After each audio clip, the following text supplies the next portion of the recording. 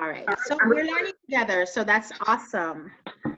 That was awesome. We are recording. Yes, so now we know how to switch each other to make each other co-host or host. And we also know now how we can all or each record depending on who is doing what. And that's awesome. I love that. All right, so we're going to go ahead now and start with you, Marlene. Again, thank you guys for joining us. And Marlene, just tell us a little about who you are and what you do. So my name is Marlene. I wear many different hats. Primarily, my focus is ministry to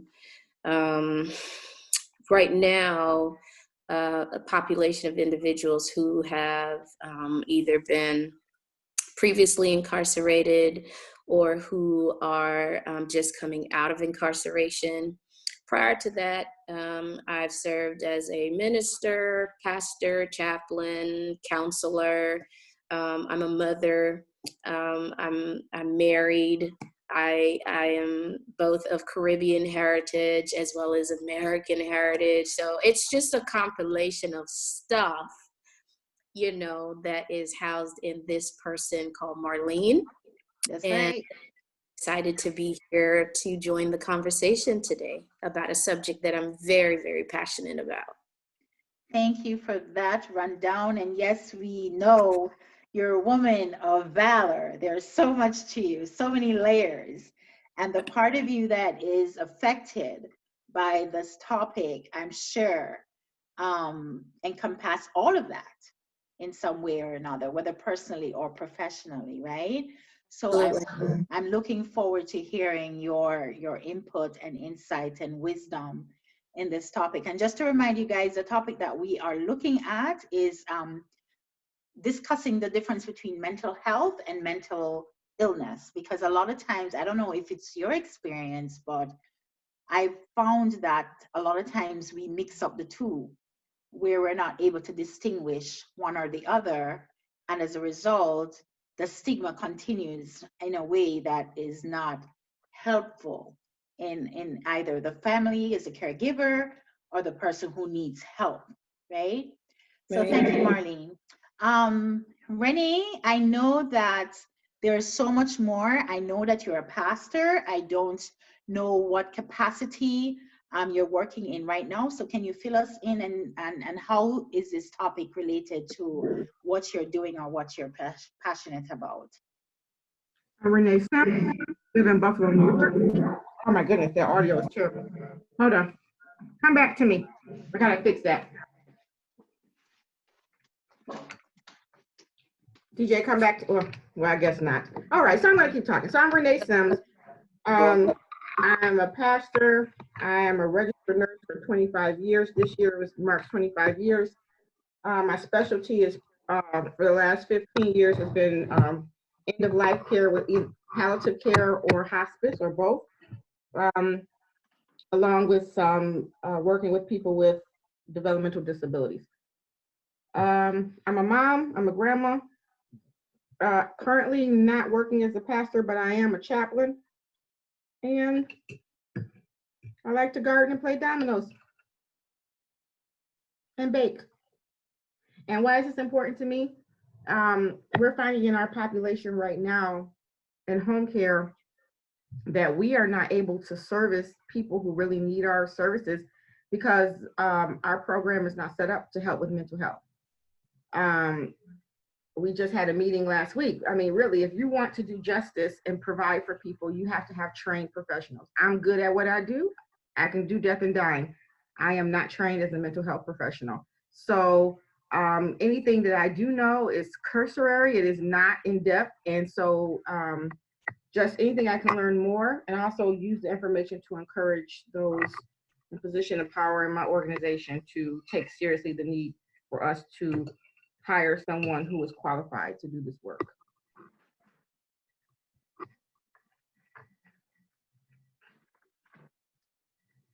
I guess I'm going to continue the. I am so sorry, guys. Okay. I'm so sorry. My dog just literally ran outside downstairs because somebody left a package at the door. And I'm like, oh, I'm going to open the door for one of the guys. No. So while y'all talking, running after my dog. So yes, I'll keep him right here. So sorry about that. Life happens. Where were we? We were just introducing ourselves, and Renee talked about who she is, her professional background as a nurse working in palliative care, and awesome. And that, you know, the conversation is specifically important to her because she understands the importance of having specific training to deal with specific needs given the population of individuals that we serve, you know, either as professionals. And so that was as far as we had gotten. Okay, awesome. And again, thank you so much for that. So Renee, the palliative care, so you've been serving as a chaplain? No. Well, yes and no. Okay, because I was just piggybacking from the palliative care part of it. I've been doing, I've been a nurse for 25 years. For the last 15 years, I've been doing much primarily, except for 4 years, I was doing hospice and palliative care.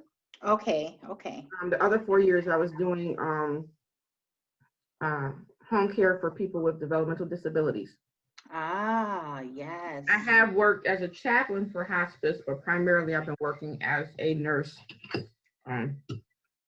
Okay, so we have somebody that is definitely going to be giving us a different perspective, because when you get older, your mental health, of course, is impacted by that, especially in light of Alzheimer's and stuff like that. So it's not necessarily mental, well, it's a type of mental disease, but do we treat it the same way we would treat, say, patients that have mental health issues or mental illnesses? Does that make sense?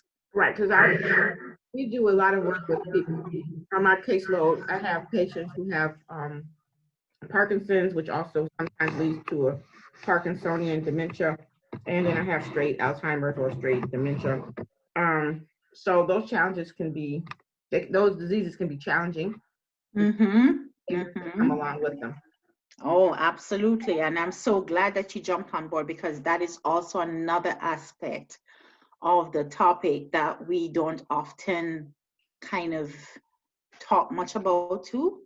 And at some point in time, I really want to hear your input on that, and we'll get to that sometime. So thank you so much, Renee. All right.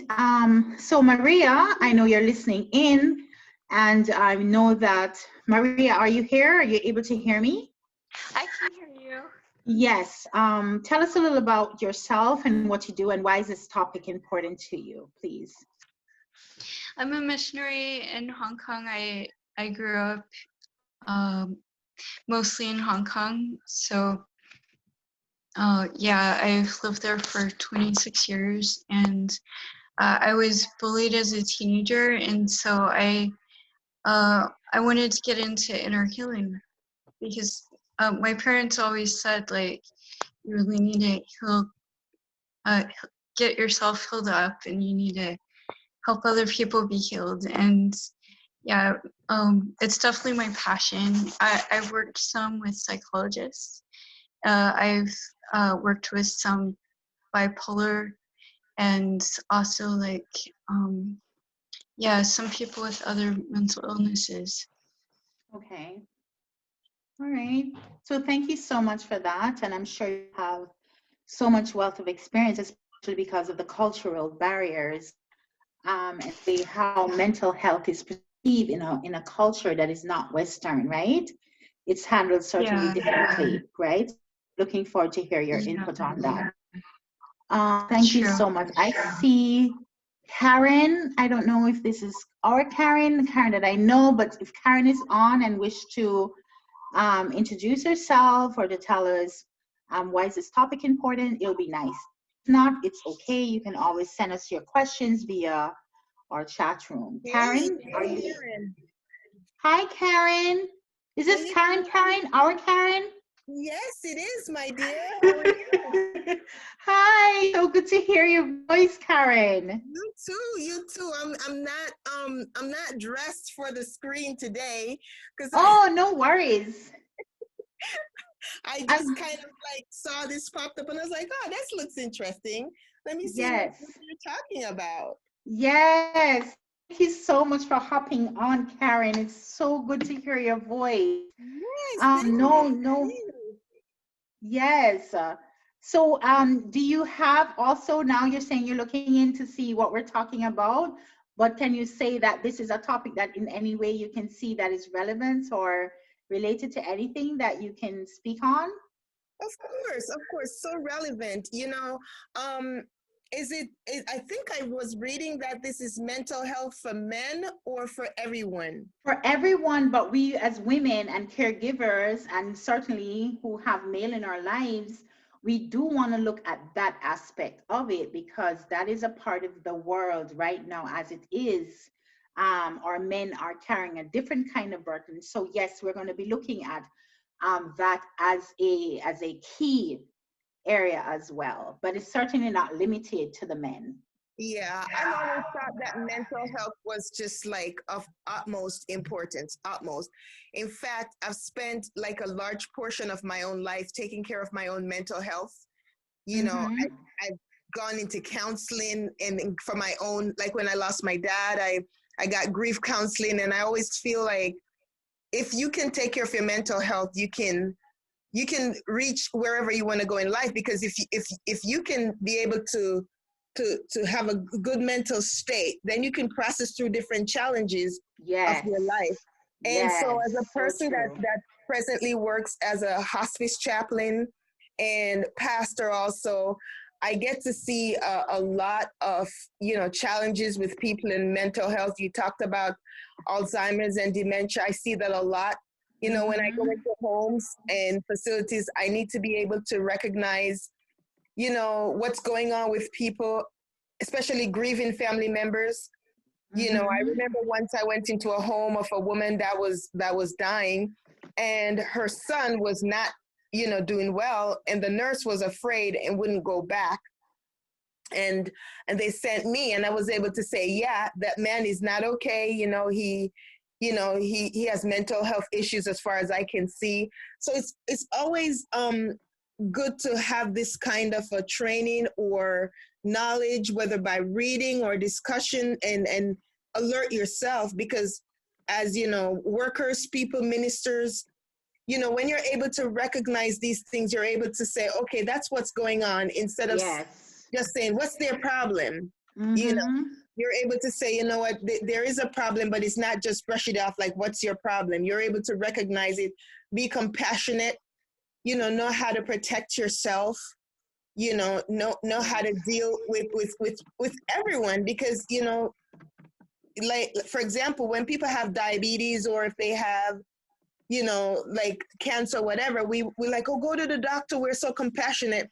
But if people struggle with mental health or alcoholism, we want to brush it off as just, okay, you're just a loser, or Yes. whatever. And so it's good to be able to see things, recognize it, and challenge it. So I really enjoy this kind of a thing. And I feel like all of us should take care of our own mental health so that we're able to assist other people, whether it's family, church members, patients, whatever. We can Mm-hmm. understand who we are, and then we can know, okay, this is something either out of my league that I can't handle, or I could refer you.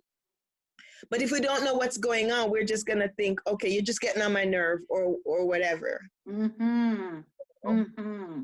That is so true. You've hit on so many key notes. I'm And sorry, I'm sorry, I no, talked no, so no, much. no. I'm grateful. I'm grateful because this is exactly the direction we want to take the conversation in. The last point that you made was like, if we don't know how to identify it, then it becomes something where it's missed, and the opportunity to take that initial step to get the correct help is what is creating that problem. So that goes back to what Marlene Turner and I were talking about initially, and why we felt this was so important, Karen, is because when we don't know what we're dealing with, then we're not going to be able to help, right?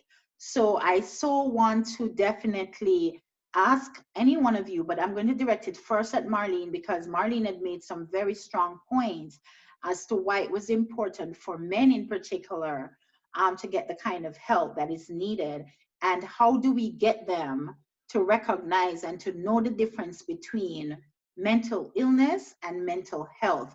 Marlene, do you want to elaborate on why it's important for us to make that distinction in identifying, like Karen was saying, the ability to identify the mental health versus mental illness, and how we can treat that moving forward? Right. I think one of the keys that need to be really looked at is that word that you just shared, which is difference. Like, I think one of the challenges with dealing with individuals is, with men specifically, is that most men aren't aware that there is a difference between the idea or the topic of mental health versus mental illness. And there is a difference between what mental health, as we know it to be, is, as opposed to what mental illness is, right? Right. Briefly, let's just talk real quick about difference. And I shouldn't just say men, just people in general. You know, men. When we are talking about mental health, we're really talking about how well adjusted an individual, male, female, is as it relates to their cognitive ability, their psyche, their mental abilities, as well as their emotional abilities, or their emotional state. So when we're talking about mental health, we're really looking specifically at two areas. We're looking specifically at how well is a person thinking, and how well are they feeling, right, about themselves, as well as how well are adjusted are they in relation to what's taking place around them and within and in relation to others. So we're looking at relationships, we're looking at emotions, we're looking at thinking, we're looking at behaviors, right? So as a mental health practitioner, those are the areas that we're looking at. Mental health differs to mental illness because mental illness now jumps into the dysfunctions and the disorders that come, to interrupt our life in the area of our psyche, our psychological, our psychosocial life experiences. What's happening in our minds, in our thought processes, that's affecting the way that we interact with self and with others.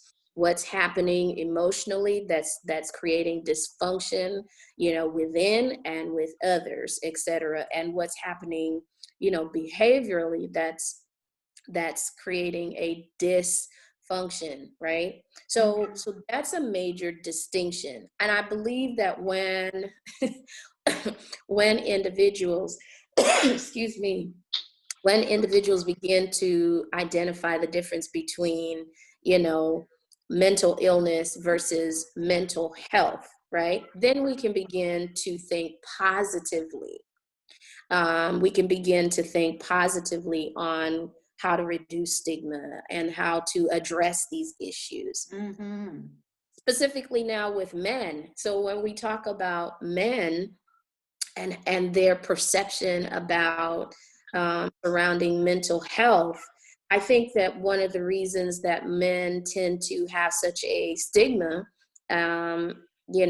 it's because of their maleness, the machismo, the masculinity, that immediately is being confronted and or called into question, or which, and there's a lot of confusion that can come out of that, especially you know, if they have not had good role models in their life, if they have not had the opportunity to get good health care, to practice self-care, to even understand what that means as men. And so I think that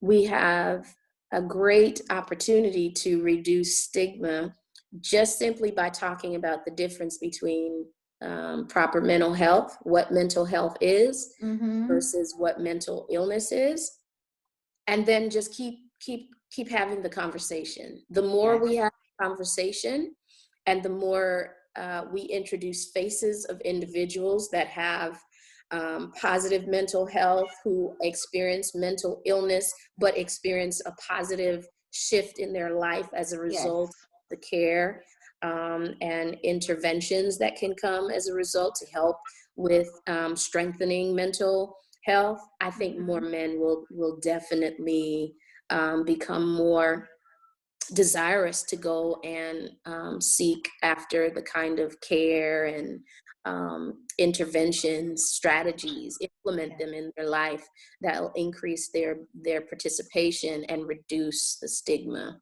as it relates to mental health. Yes. Well said, Marlene. And again, you know, there's so much packed in what you say, in the layers, right? For example, when we talk about, you know, men wanting to, as you say, to have the desire to, and it's so hard, right? Because again, this is not something new, yet it affects us in different ways that seem to be new. Does that make sense?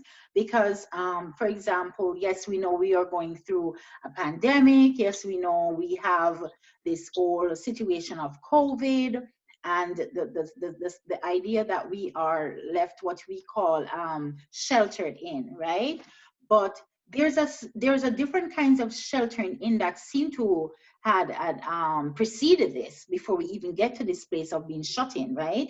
And it's so kind of funny that we're using words like shut in and sheltered in, because it sounds more like when we're talking about, like, for church, you know, when you say you're going to visit the shut-ins, you know, what does that mean? And have we ever thought about that?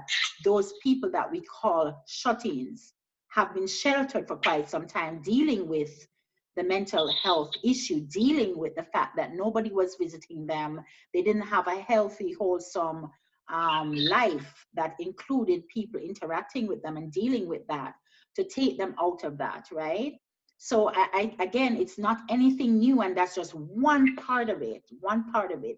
What I like about what you're saying and the voice that you're bringing to this table is that the men in our lives and the men that we know, whether it is our cousins, friends, brothers, sisters, or pastors, or whatever, we find that because of the whole culture, it's something that seems to emasculate them and take away from them certain type of, not just, I don't think it's just about the image. I think there's something about feelings, because you always, you know, there's this saying that, you know, you never forget how a person that you feel.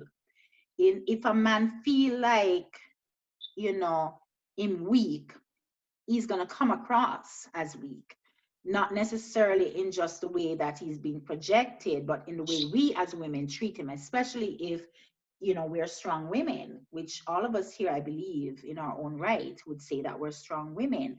But what does it mean to be a strong woman, right? For a man that is struggling with a mental health issue, how do we navigate that water where we remain strong without interrupting the support? Is that making sense for anybody? How do we remain strong in allowing the men to be comfortable with the fact that, and there's a good question coming out of this, is it really our responsibility to play that part?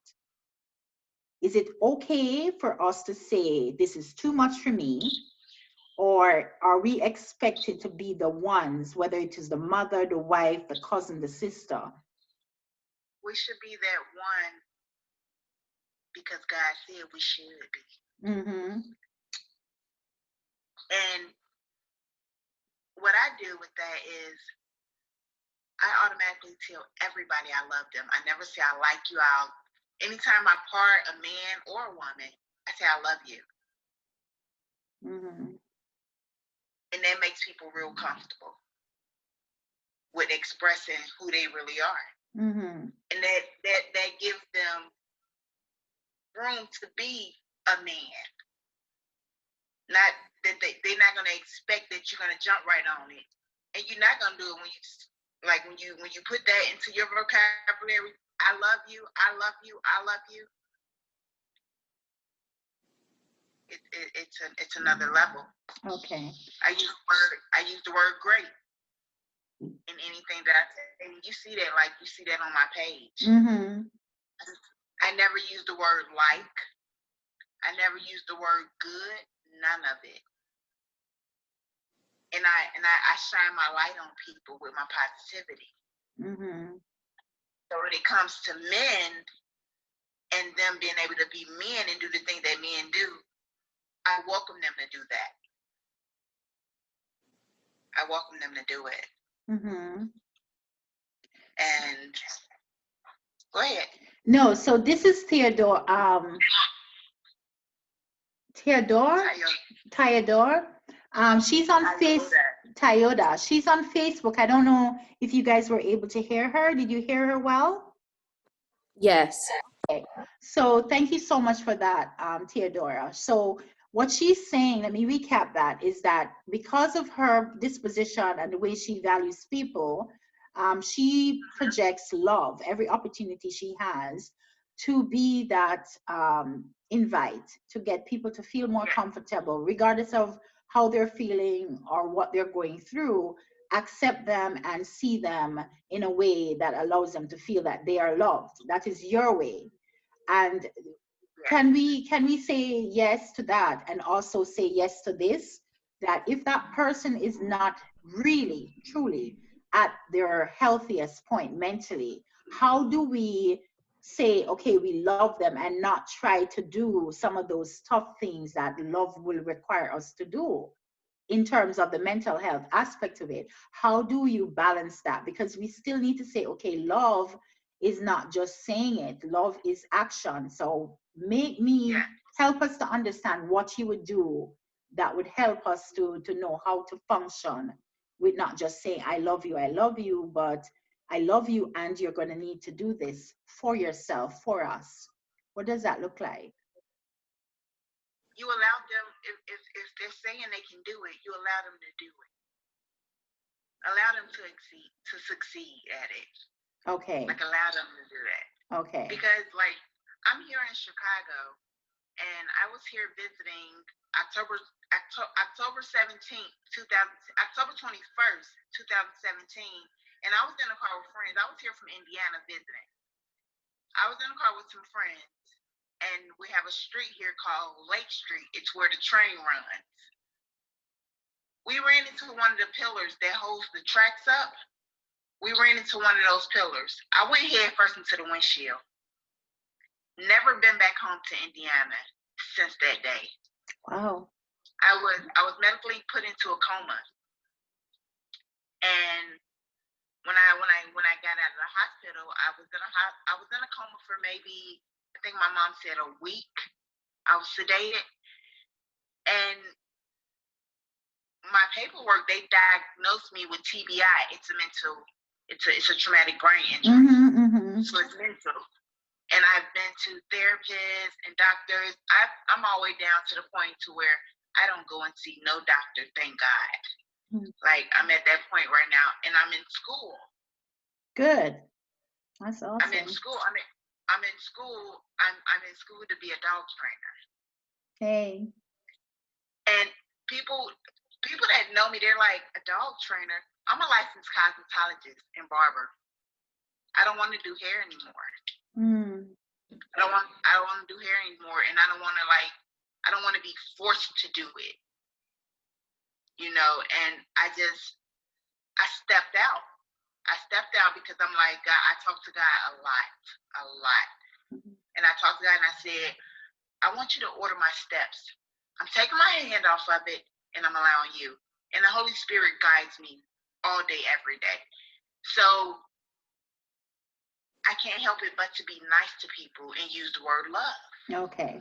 And we're not questioning that, but as a TBI survivor, that's a very good plug, because you now realize that, yes, you were a licensed cosmetologist and a barber, and then you decided that where you are after that accident and having that recovery, right? Praise God, that you are here, your TBI. However, how has that affected you? And do you find that with a TBI, you're treated differently? Because that's what we're trying to focus here on.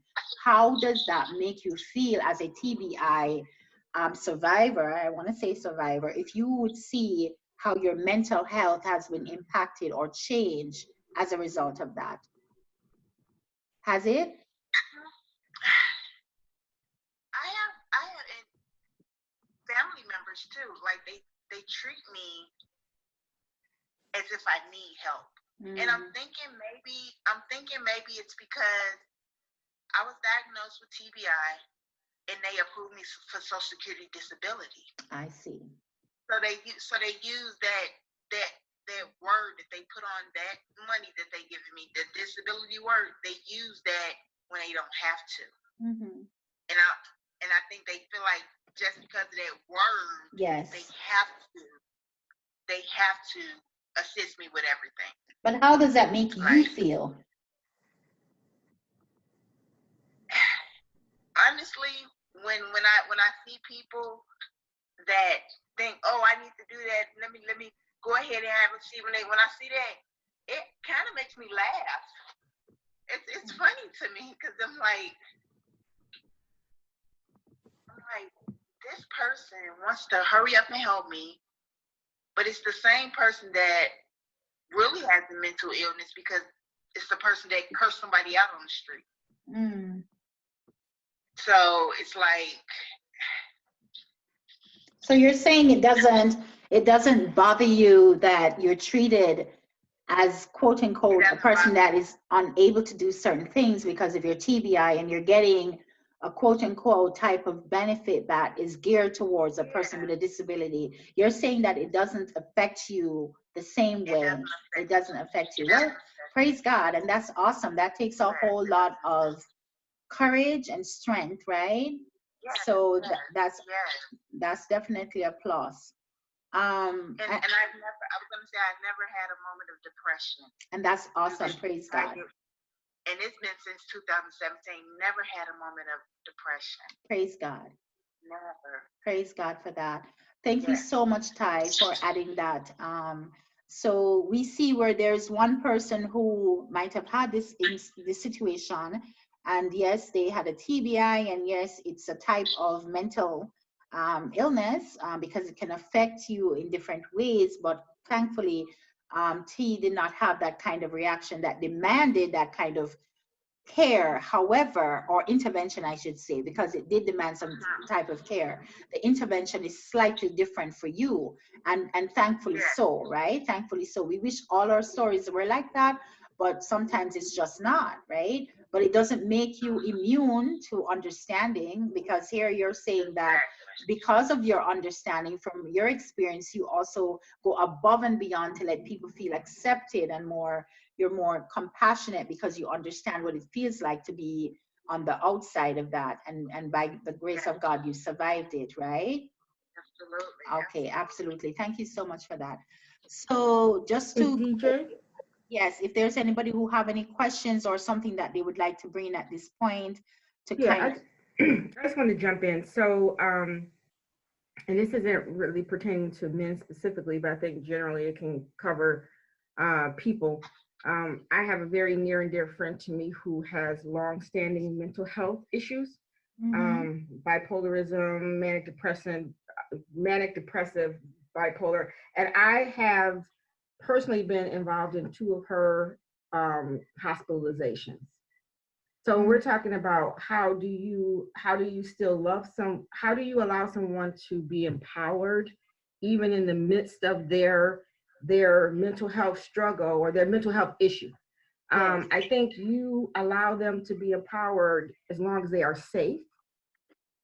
When they are Yes. no longer safe, then you have to step in, but knowing that you stepping in may or may not cause them to get help. You know, when in my work, even what I'm doing right now as a nurse, there are times when I talk to my patients, well, let me bring it closer. I'm a diabetic and I eat whatever I want to eat whenever I want to eat it. My doctor can tell me, but at the end of the day, I have to make the decision um, to do what I want to do, the right thing. Now, when we talk about mental health, if someone, a doctor, you know, adult protective will say, you know, if they're safe, if they're not harming themselves, even though you may know that person, you love them, and you know that they're not good, at the end of the day, they could decide that they don't want to go get help. And Yes. and there's really nothing you can do at that point. But I do think just because someone has a mental health issue doesn't mean that we degrade them. It doesn't mean that we treat them less than, because that should not be. But I think as caregivers, as wives, as sisters, as mothers, aunties, friends, we have a responsibility to whoever it may be to know them well enough to know when they're not good. You know, I have somebody right now in my life who I know is not good. I know she is not good. I've reached out to her. I've messaged her and I called her. She has not responded. She knows I'm here for her. There's nothing more I can do. But she knows that my heart is for her. So, and she knows this is a safe place. I think that's another thing too. When we're talking about the stigma of mental health issues, and as the sister was just talking about how she felt disenfranchised because of the way people treat her, I think we have to remember that we need to be a safe place for people to come to. Even if they have a mental health, they don't need to feel judged just because their diagnosis is different than my diagnosis. So I'm a diabetic, and that's an acceptable sickness, right? You know. Yes. Yes. But if I had some type of mental health issue diagnosed, because most of us are walking around with some form of mental health issue anyway, the stigma that is connected to that therefore makes it harder for people to feel that they can be free and open to get the help that they need. Absolutely. Absolutely. And you know, Renee, I can so relate to that part of your conversation where you say, I am here for you. But you're knowing that the person know that, but they don't, what can you really do to empower someone, Right. right? And that's again a part of the love. A part of the love is you wanting to respect their free agency and allow them to choose. But you also know that sometimes they're not able to even choose because of where they are mentally. So this is where we are talking now, going back to what Marlene had said earlier about the importance of self-care. And let's talk about what that would look like. So we've already talked about like how do we distinguish and the difference between mental health and mental illness. Great. We've looked at what that could look like in terms of how we would offer ourselves to be of support to that person, in terms of empowering them. One way we believe is to love them through it, to accept. You've added now that we have to come to a place where we know that we are going to allow them to feel safe to come to us, but that's if they come to us. And what if they don't come to us, but we are so invested emotionally because that person is so close to our heart, so close to our life? So, how is it that we balance that caregiver, self care, boundary part of it? Like, what is it that we can do for ourselves in the process? Because we need to also keep our mental health, right? Guard against our mental health. How do we do that? How do we balance being there for that person and also setting up healthy boundaries so that our health and our self care is also taken care of? How do you do that? Anyone can jump in at this point. You know, DJ, I was thinking just the same thing when you started asking the question. I was thinking to myself, you know, caring for others, but what about boundaries? Because a lot of times people who are not in a good mental state don't have good mental health, not necessarily a mental illness like you guys said, and I like the distinction, but they don't have good mental health, whether it's for right now or forever, and they want your help, and you have your boundaries, and they will see your boundaries as you don't care about me, and so before you got there, I started thinking, I said, but it's kind of difficult sometimes, because if you know that you're setting up a boundary and this person think you don't care, how do you educate people that there's a difference between someone setting up a boundary and someone not caring about you? Because there's a big difference. And so you have to know your limitations and what you're capable of doing. If someone in their poor mental health state wants to keep asking you to come do something for them in emergencies all the time, and you are saying to them, I'd rather if you give me like 2 weeks notice, just for argument's sake, Right. Because if you ask me today to do it for you tomorrow, I might not always be able to do that, because I know what I can handle. And so it's a tough, it's a tough balance when you care, when your emotions are involved and everything, because you have shared with this person over and over and over, I need for my own mental state, I need, like, I know for myself, I need this amount of time to get ready to go someplace. Mm-hmm. Because I know that if I get on the freeway and there's traffic, I don't want to be speeding. I don't want to, because it's going to bring up anxiety in me. Mm-hmm. So, so if I need this amount of time. But if somebody else think, oh, you just don't care about me. If you cared about me, then you would come and get me 5 minutes before. So Right. we could race on the freeway. And I'm like, well, I'm not your girl, because I need to be there way ahead of time. I don't want the traffic. I don't want the possibility of an accident. So it's like a tough balance. How do you do that when, let people know, because you will stand the risk of losing relationships. You're going to have to be okay with, am I going to compromise my mental health? Just so that I could please this person. And then both of us are going to be no good. Right. Because I messed up myself, filled with anxiety, trying to help you, mess up my boundary. And so I'm like, wow, you just got to take a stand. I think, I don't know, Mm-hmm. maybe it's like tough love. And then maybe later on, the person might see it down the road, that because if you mess up your mental health trying to take care of their, issue, how is that going to help anyone? Right. Right. If I could just, Absolutely. if I Absolutely. could, DJ, Yeah, sure. Go ahead. this is Marlene speaking. Yes. I think that also great points that Karen just shared. I think that in addition to the importance of self-care, knowing your boundary as a caretaker,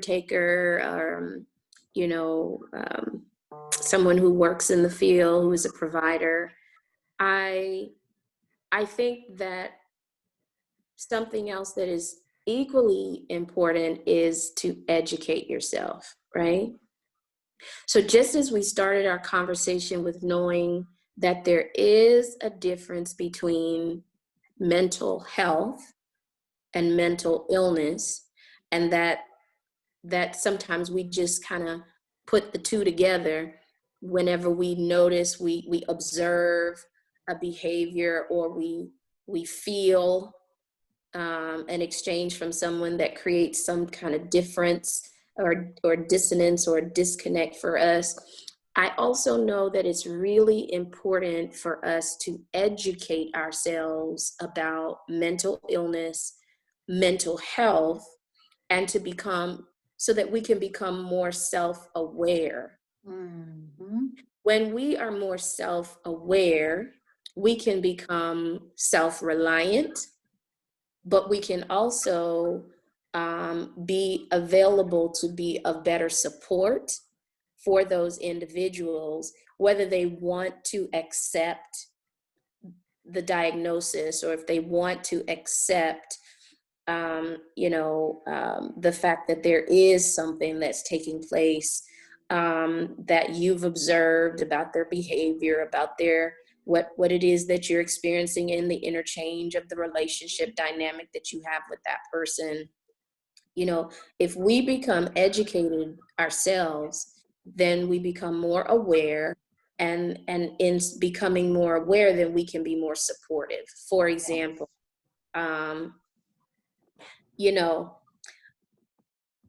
when we talk about the stigma in relation to mental health and or mental illness surrounding males, we know, I consider myself to be a Black African American female with Caribbean heritage, right?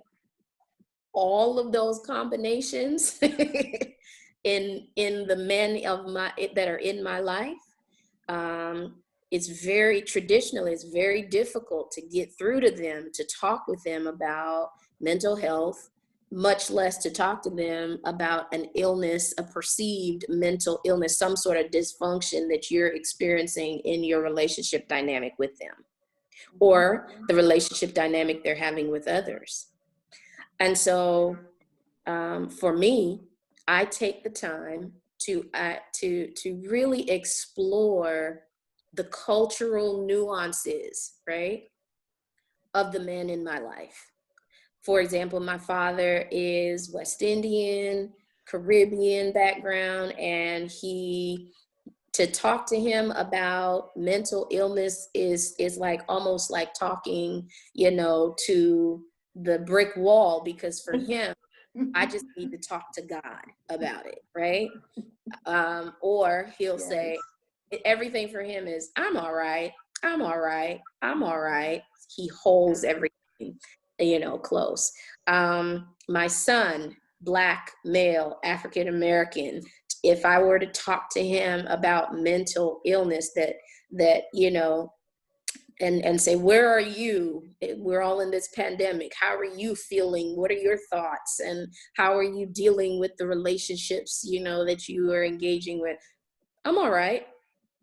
Again, brick wall. And there's a generational difference of 40 years, between him and my father. So I think when we educate ourselves, one, then number two, not only does it bring self-awareness and provides us with the ability to support, but we learn the language, right? Yes. That is necessary, that helps us to speak in a culturally specific and more competent way, right? Like, I love the fact that Maria, as a missionary, lived overseas in, I believe you said Hong Kong, right, Maria? So she has a language and a knowledge of the culture that I don't have, right? That she would be able to speak to certain experiences and certain things that she's experiencing with someone from Hong Kong in a way that would be more intimate, that would help her to be more relatable to that individual.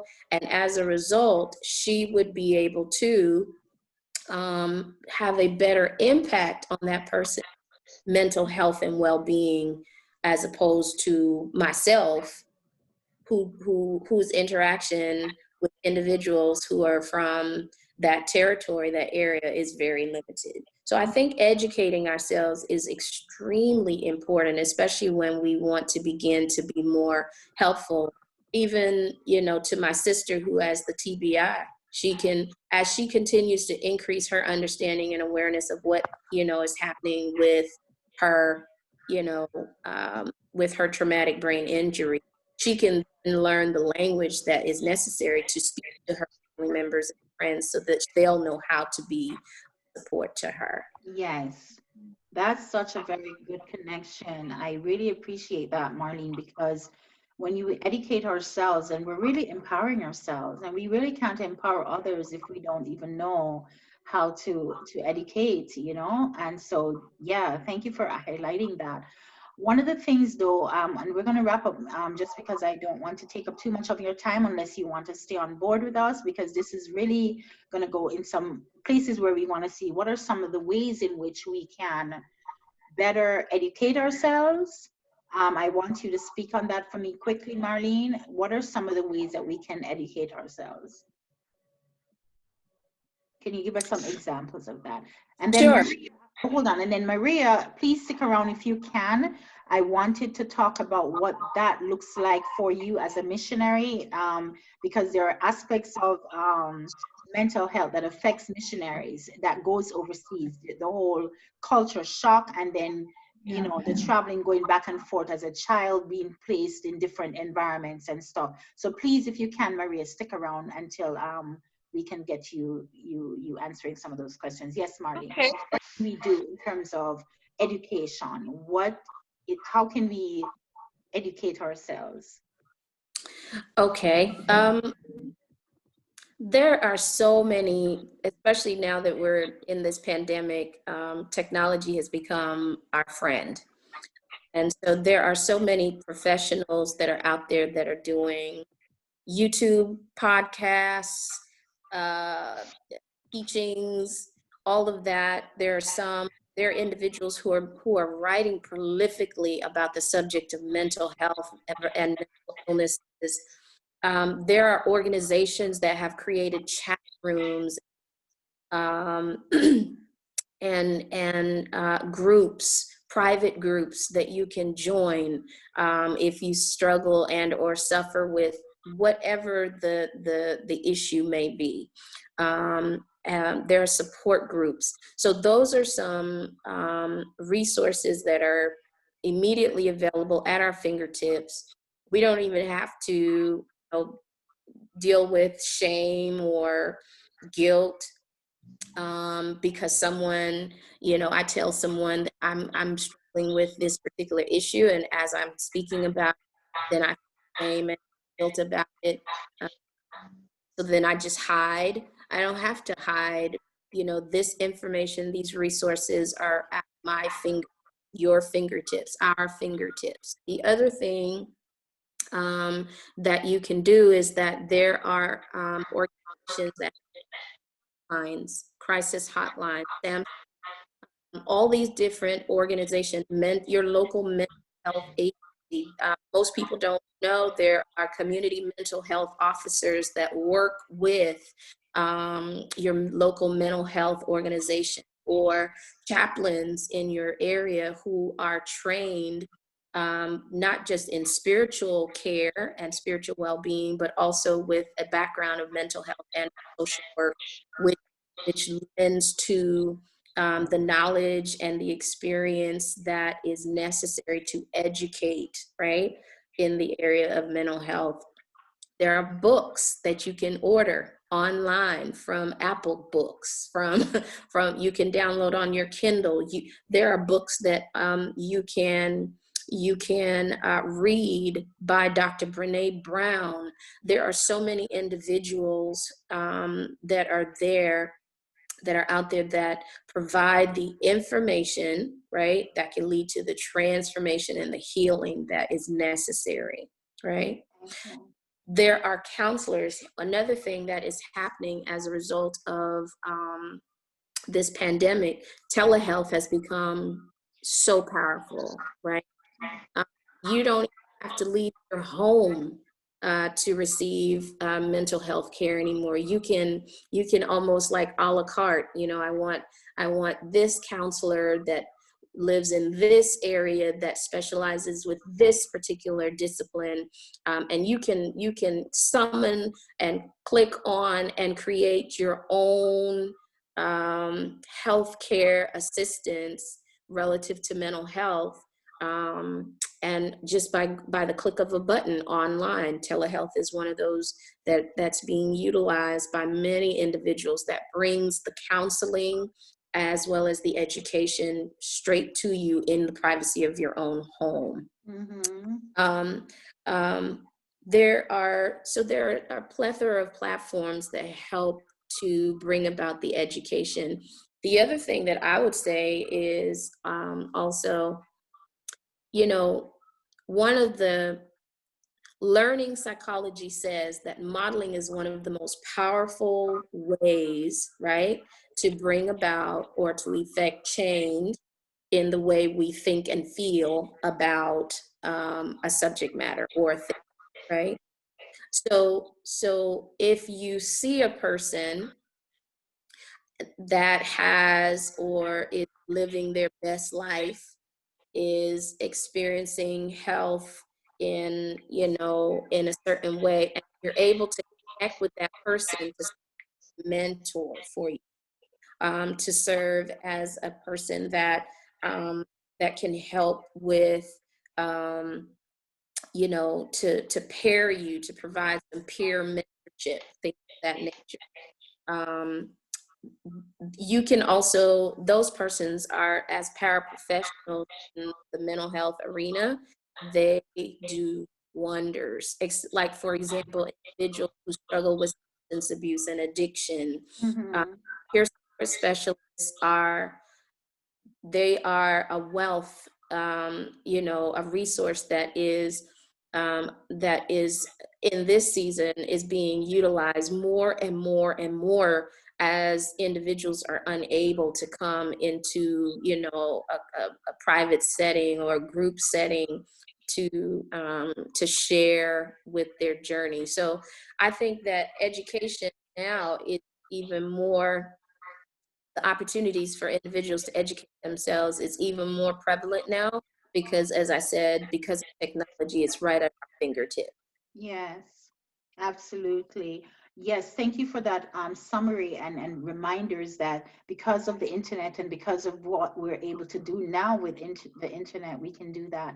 In addition to that, I would like to point out too that we do have a program that is for families or anyone actually who would want to get certified in mental health response. I believe America, I'm going to find the link. If I find the link, I'll post it here.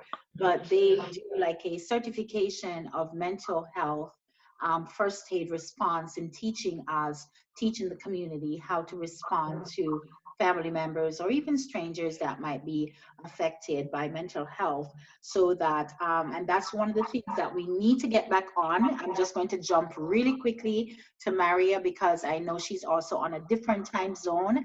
Maria, please join us and let us know what is that the mental health look like for you growing up as a missionary and in particular in China, what that looks like for you in terms of just the way that culture deals with it, and as a missionary and from a missionary family, how how did you find yourself ministering to people with mental health issues?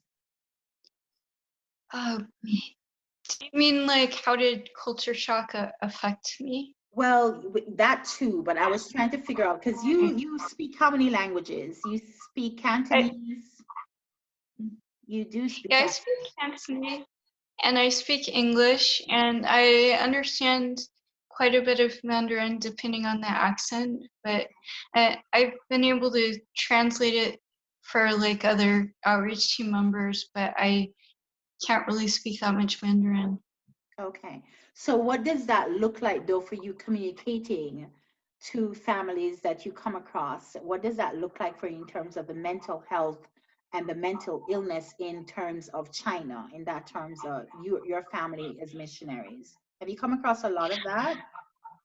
Oh yeah, a ton. Like there are so many people that have mental health issues and mental illness in Hong Kong. Like there's a large percentage of people are actually diagnosed with mental health issues and like mental illness. And then there's a lot of people that haven't been diagnosed, but they need to be diagnosed. But there's such a stigma there. Like people, once they get diagnosed, like the people that aren't diagnosed, they just really look down on them. It's really horrible. Hmm. And so, what does that look like in terms of, is it like the church that is mostly effective in that situation or family members? So, who do you find partners with the families that are affected with mental health issues or mental illnesses?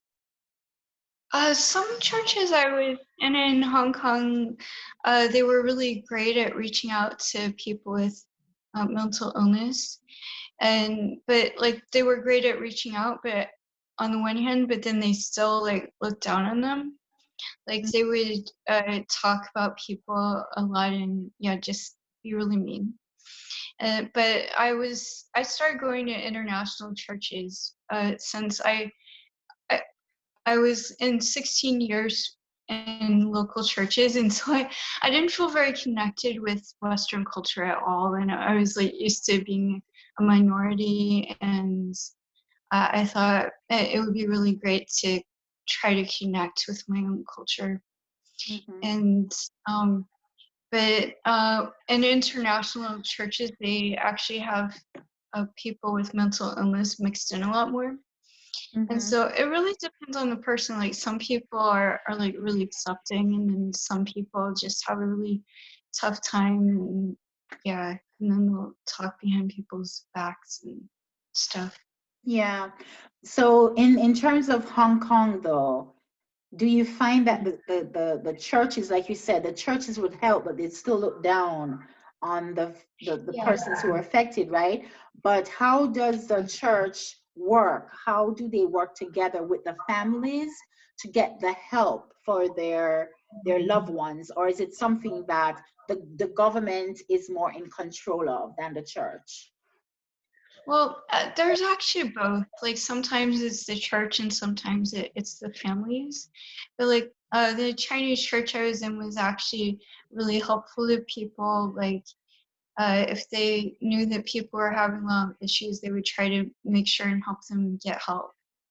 Mm-hmm. Do Yeah. you find that there is like a more, when you compare the mental health issues in China, in Hong Kong, and I'll just say Hong Kong in this situation because it just narrows it down to that.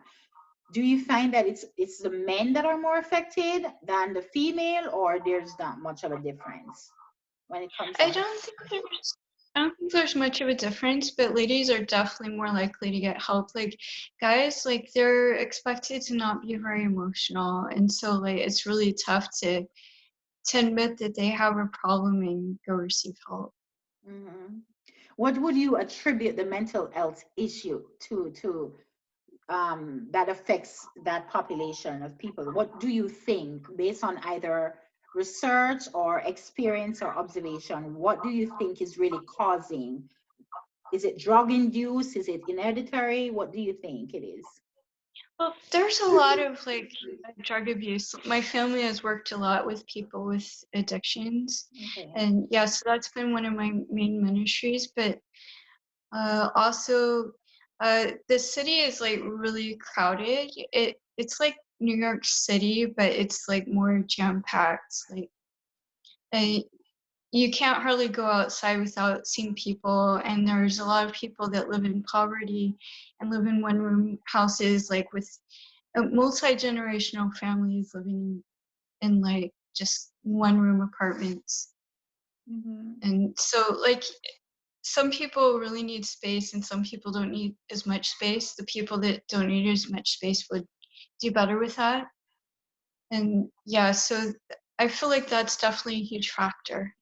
Okay, But so also, mm, no, go ahead, finish.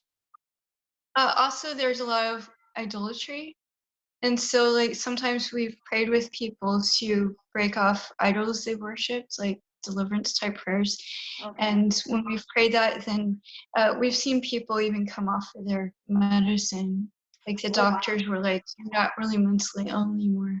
Oh, wow. So that's interesting. So you're talking about the spiritual aspect of the church coming in and praying for some of these mentally ill people, and you will see Yeah. where they get delivered and they're no longer Yeah. mentally ill.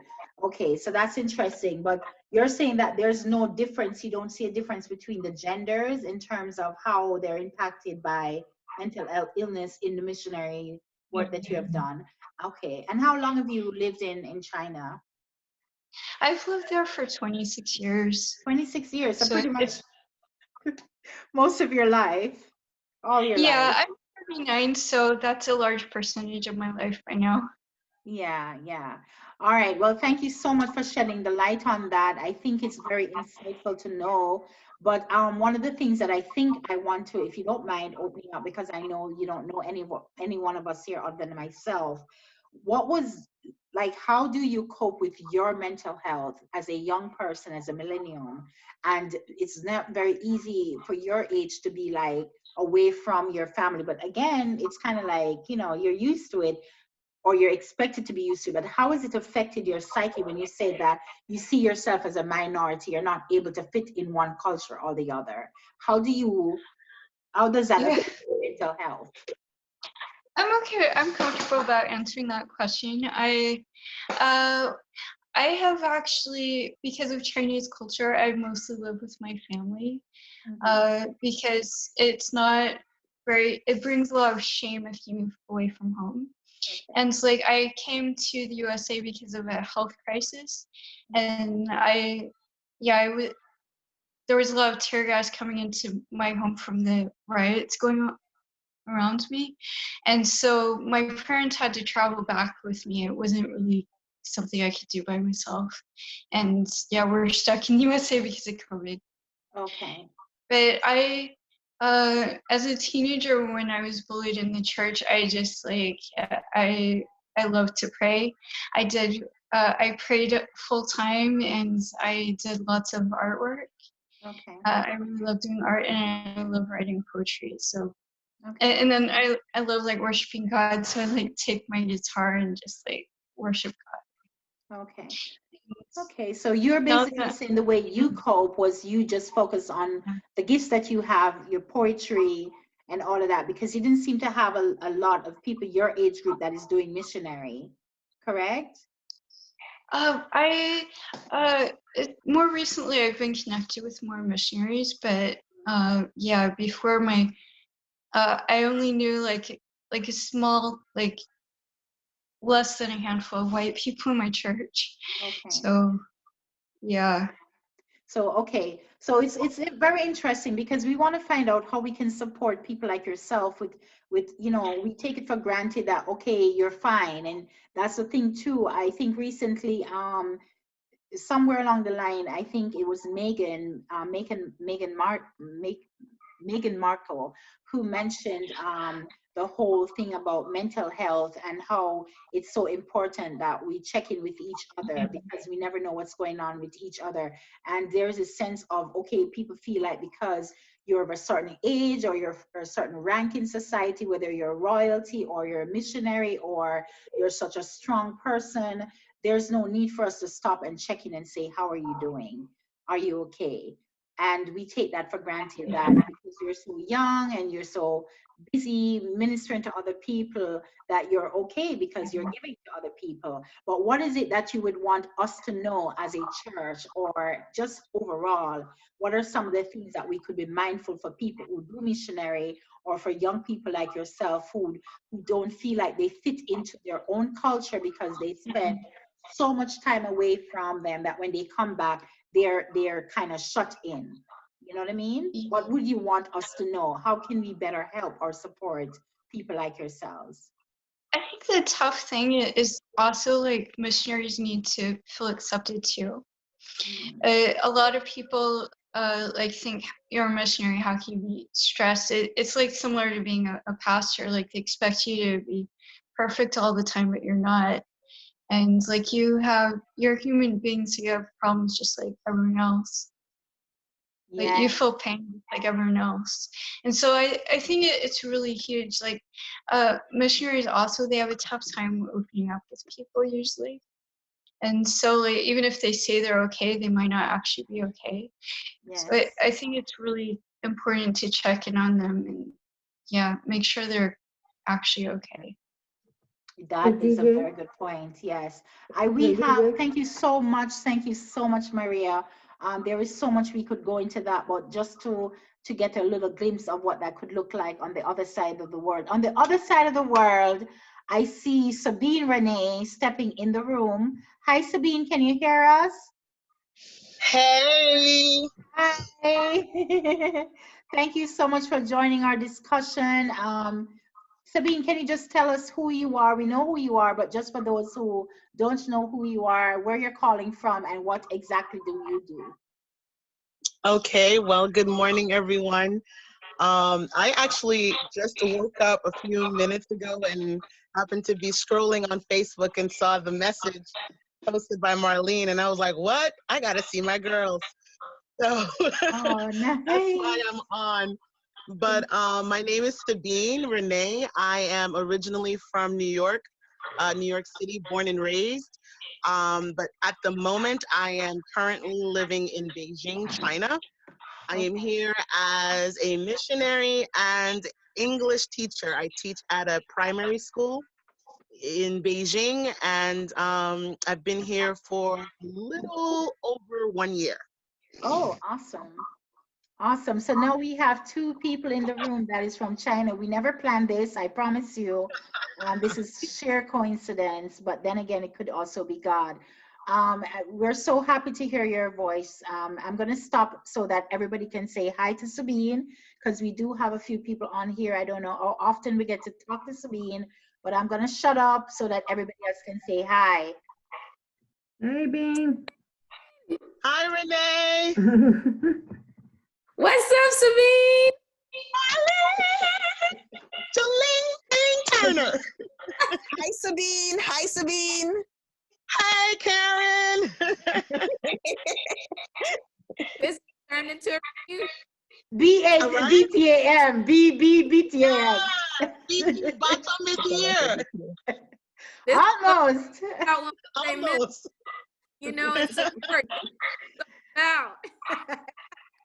This is so awesome. This is so cool. So Renee, I'm meaning Sabine, because now I'm going to switch over saying Renee. We have two China and two Renee in the house, but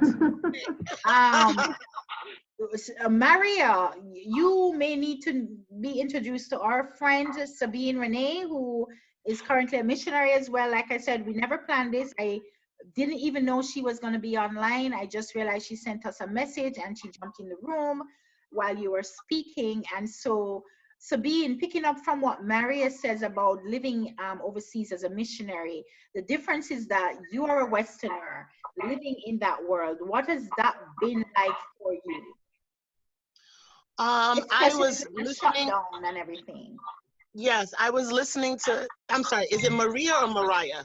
Mariah. Mariah. Mariah. Okay. All right. Nice to see you. I know you can't see me. I'm still in my pajamas, so forgive me for not turning on my camera. But I have been in China, as I mentioned, for a little over a year. But prior to living in China, I was living in South Korea. I was there for about 4 years, and also was there as a missionary, as an English teacher. And I would say honestly that as I was listening to you speak, I was just kind of reminded of the genuine need for me as a missionary to have a community, you Oh know, yeah. being, you know, like it was just an interesting dynamic. I came in, I was working with the Christian organization. There were other foreigners there as well, but because we were so tired and so stressed and so overworked, it just we never really had a chance and opportunity to create like real bonds in a sense, as a foreign community. And then being a foreigner in an Asian context, there was a lot of adjustment. Oh yeah. And it was quite challenging, to be honest. Mentally, I would think coming in, I was strong. I'm a strong-willed, independent woman. I always get my ducks in a row. I got stuff together. But at some point, I found myself being sucked into what I didn't realize at the time was depression, because I was kind of isolated. I was very, very tired because of the work schedule. I'm adjusting to this new culture, adjusting to the environment, trying to pick up the language, trying to communicate, not being really understood. You know, there are different value systems. So you're just kind of, you know, you're feeling the pressure of, okay, their culture requires a certain level of communication, but this is how I communicate. So there was just kind of this tension. And then it's just like, okay, God, I know you sent me here. Why is this so hard? Why is this such a challenge? Why do I feel like I'm being pressed up against the wall and no one understands me? You know? And trying to also reconcile what I believed God was calling me to serve within that context. And wanting to be accepted at the same time, but also realizing that there's work in that process, you know, to build relationships, to build community, and for it to be genuine. You know, most of the times within the Korean context, I didn't really feel like it was real because I'm the English teacher. So students want to talk to me because they can learn English. Right. But do they really want to be my friend? Do they really want to get to know Sabine? Or do they want to chill with the teacher? You know, so there was, you know, that part of it. And of course, I was there by myself. So it's like, okay, I have to navigate through this experience alone. And I didn't think I would have had those kinds of challenges.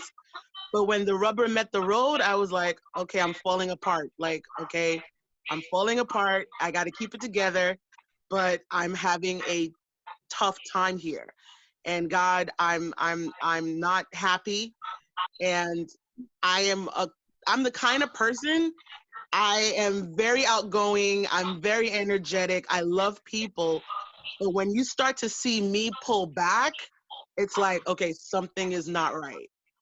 And I found myself doing that a lot. And I was like, okay, something is not right with you, Sabine. What's going on? And so I had to do some deep reflection and realize, okay, it's time for me to go because I need to recalibrate. I need to recharge. I need to regain perspective. And also I need to find God again because I was really getting angry with him. To be honest, I felt like I was losing my relationship with him because I was so tired and so stressed and so bitter. So we're talking about mental illness and mental challenges and how it affects your health physically, emotionally, spiritually, psychologically.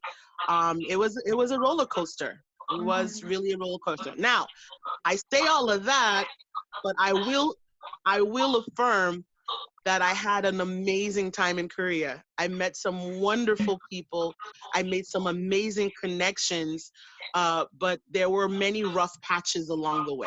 Yes, yes.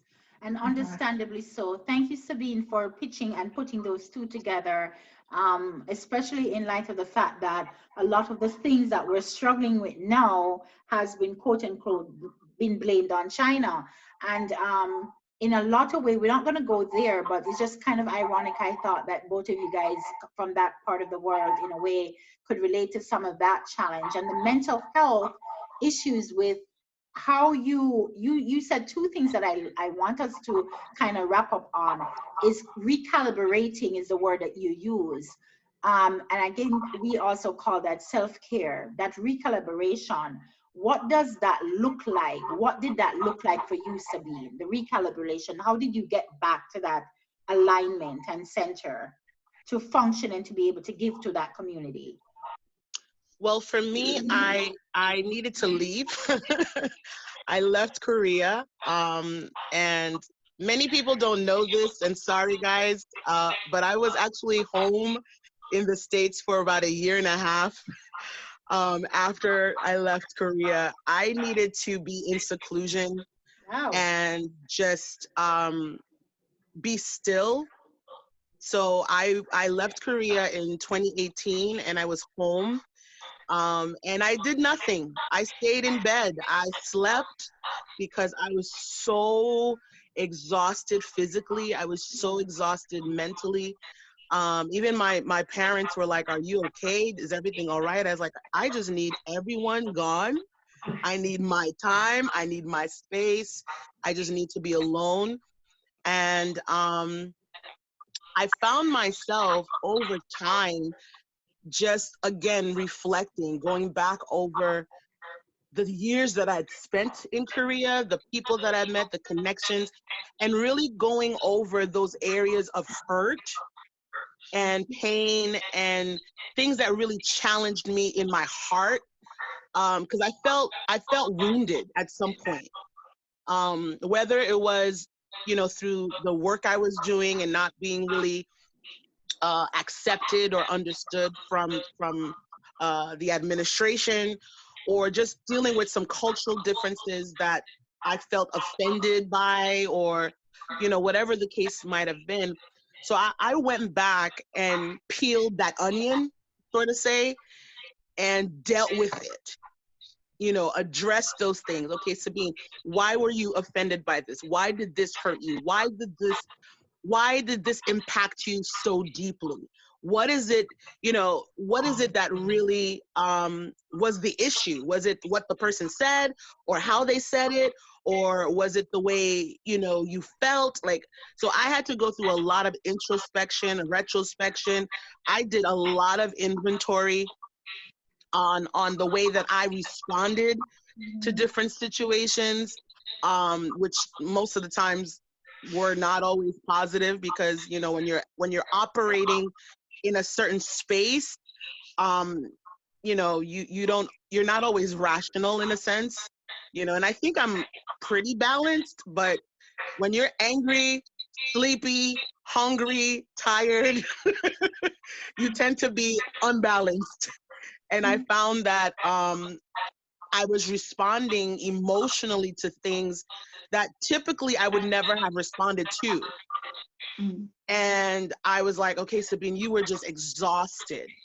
And to be frank, I actually went to Korea straight from grad school.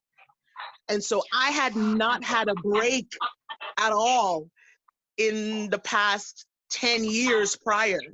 It was work, work, work, go to grad school, do those degrees, and then boom, the opportunity came and I moved to Korea and I just hit the ground running. And I did not realize how physically depleted, emotionally depleted I was. And I was just going, going, going, going, going, going. And so when I went home and took that year and a half off, I was like, I'm going to sleep like I've never slept in my life before. I'm going to just be still. Like literally, I was in New York for over a year, and the only people who knew I was home were my parents and my brother. Okay. And because of my commitment to my community back home, my parents found it strange that I had not reconnected with friends and, had gone to church. And I was like, listen, I cannot see anyone right now. I don't want to see anyone. I don't want to talk to anyone, because they're going to all ask, how was Korea? How was this? How was your experience? Tell me more. Tell me more. And I'm like, I don't want to talk about Korea. I want to sleep. I want to eat and I want to sleep. Okay. That was what I was going to ask you, is that the reason, two things before I get to Renee, meaning Renee Sims. Sabine, you said two things, and I want you to clear up that so that we have a better understanding for those who may be listening or will listen to this later on. Do you see a difference between burnt out, being burnt out, and this, because you use a word, and I think the word you were saying is that you were overwhelmed and you were tired, but could it be that you were actually burnt out? And if there's a difference between being burnt out and, let's say, tired, because it sounded to me like to take a year off and not communicate with people who you would think would be there for you or would want to be there for you. What did you think caused you to feel that way? And the wounds, yes, the wounds that you had from the experience, and you didn't want to tap into that. But do you think you were most likely to have been burnt out? I think those terms do overlap in some ways. Yes, I was absolutely burnt out. The fatigue was absolutely a part of that. But what I'm addressing is how that burnout affected me mentally and emotionally. Right. Because I am not the kind of person to recluse. I am not the kind of person to, hermit herself. That's just not part of my makeup. I'm a people person. I'm there. I'm the life of the party. I'm out. You know what I mean? But when I found myself really sheltering in, it was like, okay, something else is going on. So do you think that was depression then? Because we're trying to make the distinction, because a lot of times, and I think you weren't on board when Karen had mentioned this, but it was so important. And I think we also started out saying how to differentiate and use the correct wording Terminology, right? terminology, so that we know that when we can identify something, we say, oh, this is what I'm really feeling. Because again, Marlene mentioned about, the importance of self-awareness, and Karen had mentioned about the importance of knowing, if you can identify those things, then you know what to do with it. So my question is now, would you say that you were at this place of burnt out, and that there was this depression happening? And if so, how are you now more determined to pick up on that and to deal with it, should you go through that kind of scenario, if you were not, in China, but let's say in India? Okay. Beautiful question. So you have burnout, right? You have depression. You have those, and I would say that I would identify in some way. I would consider myself a functional depressive. And Break that down. so I can be depressed, and it's not like a deep blues, like I'm ready, woe is me, I'm in bed all day crying. It's not necessarily that, but there are periods of low that I work through, in the sense that I will still get the job done. I will still get everything, all of my to-do list, checklist, everything still gets done, but I'm pushing through all of the feelings of low, all the feelings of I'm not good enough, in a sense. Because I would say, for me in Korea specifically, I which again I didn't think that I would have dealt with, because I consider myself a very confident, very strong minded, very poised person. But I found myself questioning my self-worth, and I was like, wait, what's going on? Because of certain cultural dynamics and cultural exchanges, or interactions that I was having, it was like, being a person of African descent, I'm a woman, I'm an American, like there was just certain things that I felt that were being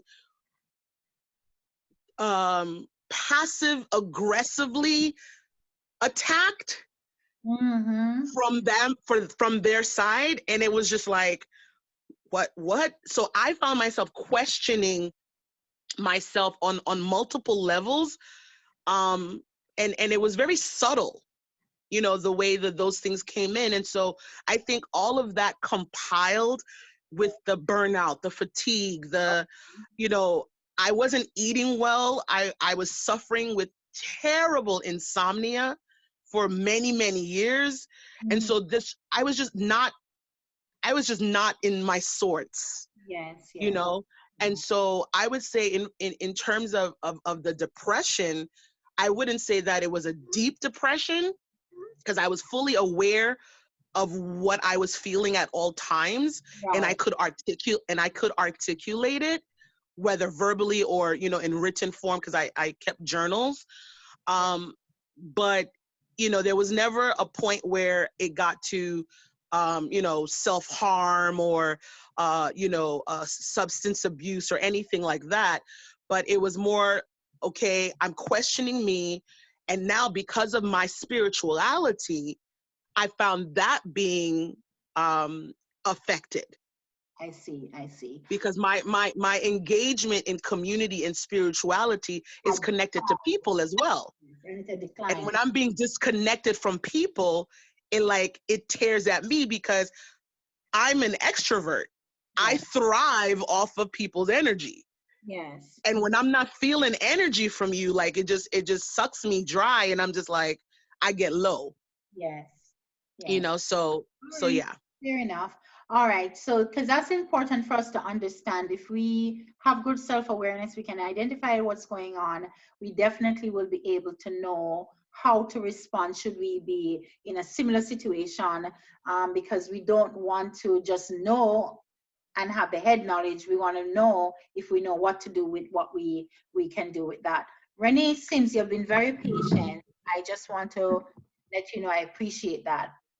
Yeah, no problem. Just a couple of things. I was listening, and I think this whole topic of I don't want to say transcultural, but intercultural experiences and the mental health issues that can arise from it is a wonderful. It should probably be another whole seminar topic, because I served as a missionary for only a year. I lived in South Korea from 2003 to 2004, right off the heels of graduating from undergrad. Thought I was going to be going across the campus to seminary, and the Lord sent me to Korea for a year. What I remember, when no matter how sent you feel and God-filled you feel, when you get there, there is culture shock. And how rapidly you rebound from that, or adjust to it, will make your experience better. But it is a daily thing sometimes. Just to realize that, hey, Toto, we're not in Kansas anymore, and it can't undermine you, because you begin to feel, well, I shouldn't feel this way because I'm a Christian. I shouldn't feel this way. Yeah, but you've been thrust into another culture. But at the end of the day, it also allows you to understand how people feel like when they come to your home culture from another culture, and give you more patience. But what I will say, one of the biggest issues for me, once I got over the culture shock when I was there, was upon my entry back into the United States. I remember feeling like, I don't belong. I had only been gone a year. So Mariah's been gone. Most of her life has been spent in China. Mm-hmm. Sabine has been gone multiple years at a time. I remember coming back, and I was like, who are these people? I didn't feel like people understood me anymore. I didn't understand them. My family looked at me like I was a freak because I was speed walking through the mall and pushing past people. Because I'm like, hey, in Korea, that's how you gotta live. If you don't move fast, you get pushed out the way. You get pushed off the train. So my mind, my mannerisms were still in Korean mode, even though I was back in the United States. And I remember that it took me quite a while to acclimate back to that. So and so that addresses your mental psyche as well, right? When you feel displaced in your home, that affects your mental health. So I think there's so many things that adversely affect our mental health. But I think, I to be honest with you, anytime you have a major change, major change affects your mental health. When my mother passed away in 2014, I could tell you, 2014, 2016, I was not the Renee you hear talking to you today. I walk like Renee, I talk like Renee, I look like Renee, but inside, I was a hot mental mess, still trying to function for other people. And I think that came up earlier in the discussion as well, about how self-care, when you are in ministry, and for the sake of this conversation, even though we're kind of derailed a little bit, all of us on here are in ministry in some form or fashion, right? Yeah. Wounded people should not be ministering to other people, but because the culture in which we minister in does not allow people to say, I need a break because I am not healthy, we fake the funk and we keep pushing on, and we're out here praying, preaching, teaching, ministering to others while we are an internal hot mess. And I can speak for myself. I don't know. It was nothing but the grace of God, because for 2 years I was not myself, but I was out here preaching almost every weekend, ministering to people, and knowing I needed a sabbatical, and then I'm gonna leave, and being afraid to step away, because if I did, they quote unquote would forget me, and I was trying to get hired as a pastor. So my desire to be seen and not forgotten enabled was caused me to function in a sick way. So I think this is a conversation is wonderful. It is about mental health. It's not about male mental health, but I think at some point it would be nice to, if we could come together again to talk about what does this look like being in ministry, and being broken and not getting how do you care for yourself in that way for our missionaries? How do we care for them? You know, and what can we do, because it is very isolating to be in another country, and until you find authentic friendships, you know, you're there basically by yourself. So, but that's all I wanted to say. That's so awesome. I so am like, wow. Marlene, are you there? You have a question, and again, Sabine. So we're gonna take, I think Marlene was after. Marlene, go ahead. I think, wow, the conversation just shifted gears like into like sixth gear. This is, you remember we talked about this, Marlene? We said we're gonna have to just let it flow and take on its own authenticity, because we know that we cannot really keep it boxed because it's such a layered topic. So that's exactly what we want. We're not worried about time unless anybody has to go, but we want to touch on these things because I love what Renee say. You know, we really need to probably do another topic that is geared towards that, and then hopefully we could probably contain this beast. But go right ahead, Marlene. Well, I just wanted to piggyback off of what Renee was saying, which validated everything that Sabine was saying, and Maria, as it relates to change. So for me, as a mental health professional and an advocate, right? One of the things that I try to encourage individuals, or even myself, to be aware of, to be circumspect, to really be attentive to, is this idea of change. A lot of times we are so busy with life, being busy, right?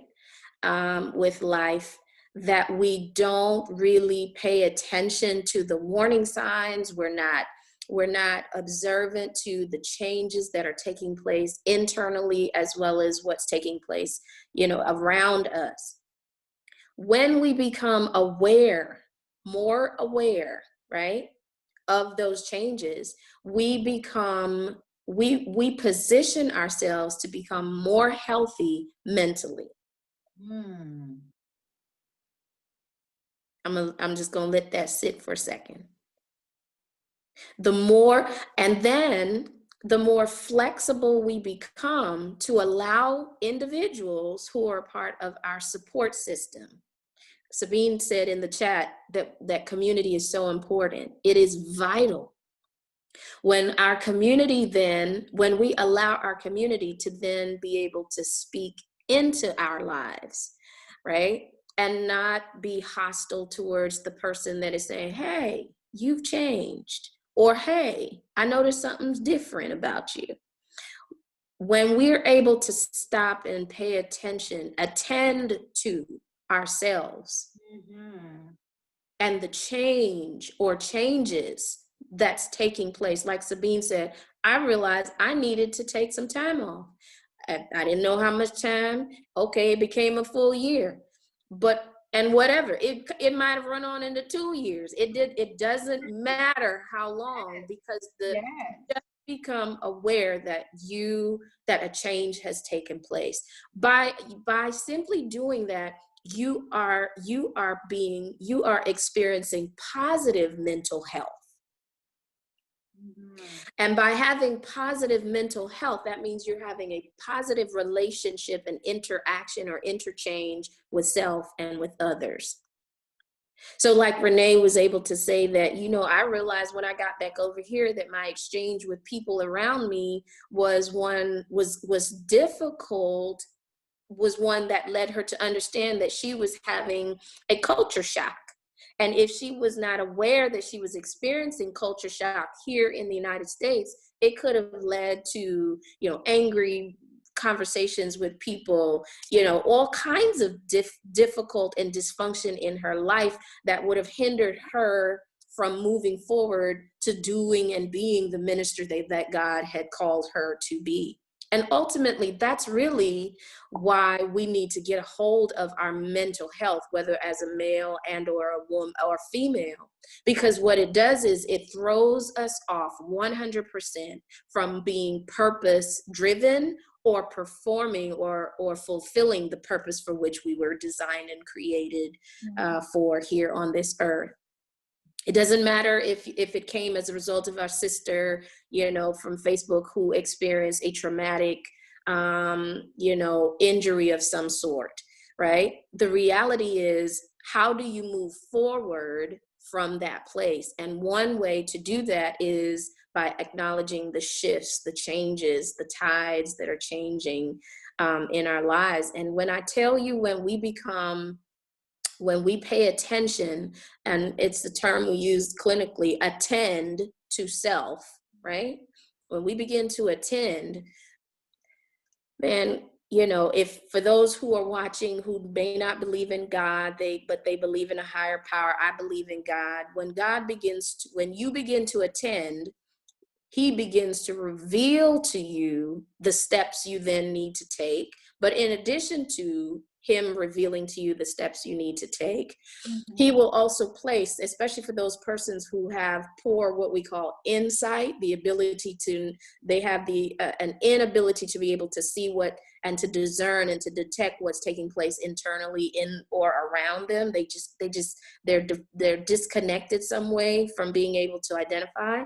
Then God will place and position, or life, your universe will position people in your place, in your sphere of influence, to provide you with positive interactions that will lead to positive change and therefore increase your ability to have and experience mental health on another level that will ultimately help you as opposed to hinder you. That's the thing that makes community, that makes awareness, that makes cultural sensitivity, that makes education, that makes all the things that we've been talking about so important and vital as it relates to this subject of mental health, whether it's for those of us who are ministers and pastors and professionals who are in the helping profession, helping others.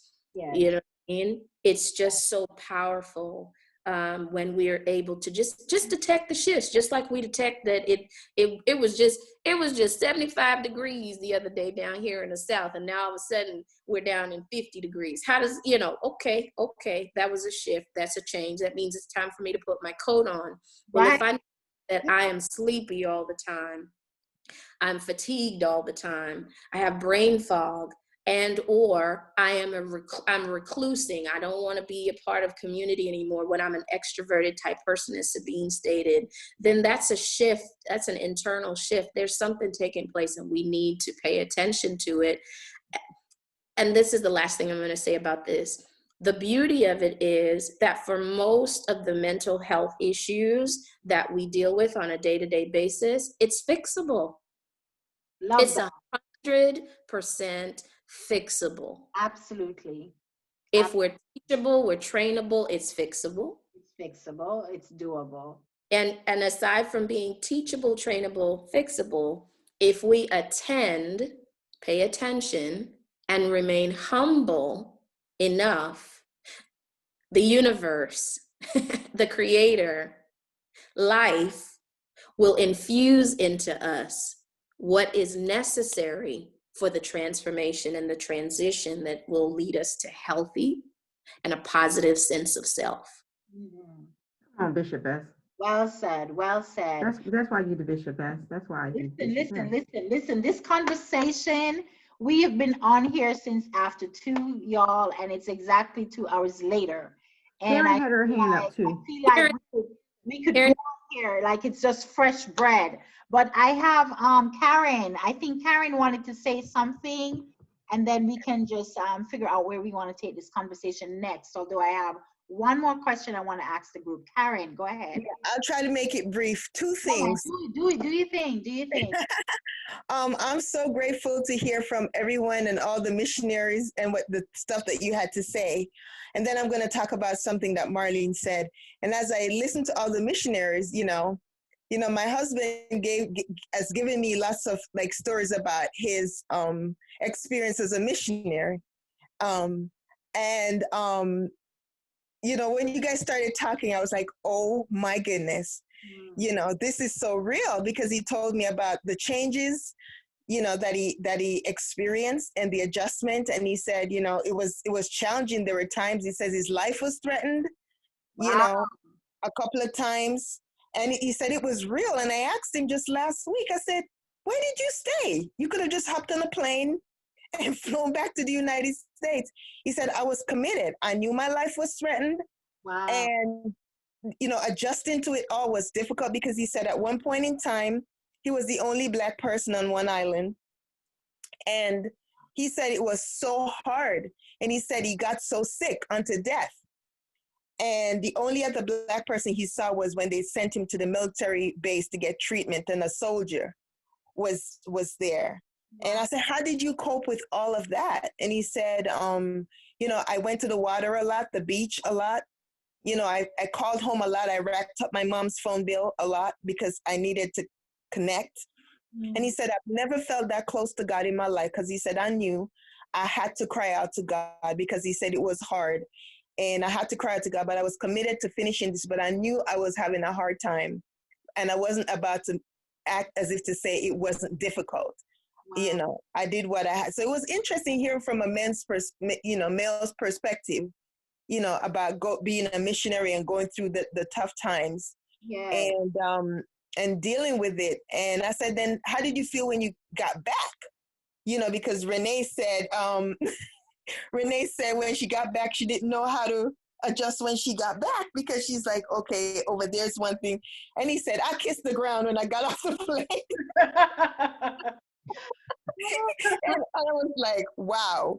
Yeah. But it was so different hearing him talk about the difficulties, the challenges, knowing that, his life was in danger, knowing that it was difficult, being in a new place and not seeing people like you, but still being committed and coming back and bouncing back from all of that, So I thought, wow, awesome. But I want to touch on what Marlene talked about, the change.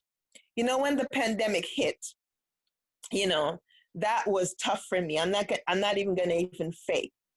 I was working as a chaplain, and I was also preaching like every Sabbath or leading out in a church. And I was exhausted. I was really exhausted. And I prayed to God, if he could give me one Sabbath where I could just sleep. I don't have to wake up and think that I have to go to church, anything. I just want to sleep. And I laughed to say that God gave me so many Sabbaths, I don't know what to do with myself. Wow. Because I just wanted one. But I'm taking advantage of this, because sometimes things happen and God gives us time. What are we going to do with it? I'm not saying God is punishing us with the pandemic, no, but it's for us to decide, how can I use this time? Yes. Wisely. And I was saying to my mom, now we've all become sick and shut in, I said before, we used to look down on probably people that, they couldn't come out, they couldn't do anything. How do we treat the sick and shut in? But somebody said, I think it was DJ, you said something about shut-ins and stuff. And I remember I said that to my mom. Now, all of us, we can't go nowhere. Mm-hmm. And so I was thinking about that. But the main point about that, when Marlene said change, I remember when the pandemic hit, I was so scared. I was really, really scared. I couldn't I had to work, because of the job that I had. And that was scary. I felt everybody talking about being at home all the time. I said, I can't talk about being at home. I don't get to be at home. So I had to deal with that part of it, that I'm not experiencing the lockdown as a lot of people are experiencing. And I was like, man, I'm a little bit jealous. But at the same time, I thank God that I have a job. And how do I deal with that? Do I feel bad that I don't get to stay in? And or do I feel, some people like, well, at least you have a job. And I said, but I'm allowed to feel bad that I have to face this thing every day. I'm working with sick people I don't know. So it was a lot of like guilty feeling, not guilty feeling. It was a lot of like, how do I handle this? What if I get sick? I wasn't married yet. And then when my husband would visit me, I didn't know how to behave. And he would be like, you're acting like I got the virus. I said, I don't know what to do. This is weird. And so it was a lot of adjustment. It was a lot of change. It was painful. I got sick from being stressed from not eating properly, because when you're out there and I couldn't wash my hands, I didn't want to eat, because I'm like, if I can't wash my hands, I'm afraid to just use hand sanitizer. So then when I started to feel my tummy started hurting me from that eating, then I have to go to the doctor. Then I have to deal with all of that. So it was a lot of emotional up and down in the beginning, and being afraid, and that's hard on your mental health, being out there every day, not knowing, am I going to catch it today? If I feel a tickle in my throat, is that the virus? What if I get sick? I know that when the fires happen in California, I can't breathe already. So I started to think, then if I have a hard time breathing and I get bronchitis for weeks, what am I going to do now if this pandemic? So emotionally, it was so challenging, but I had to rely on a lot of, people, encouraging me to go along, like, let me know that you're going to be okay. God is with you, just being okay with the fact that, it's okay to be afraid. Yes. Because you're judging yourself. You're like, but I'm a Christian. Should I be afraid? Should I be scared? Should I be sad about this? Should I be anxious about this?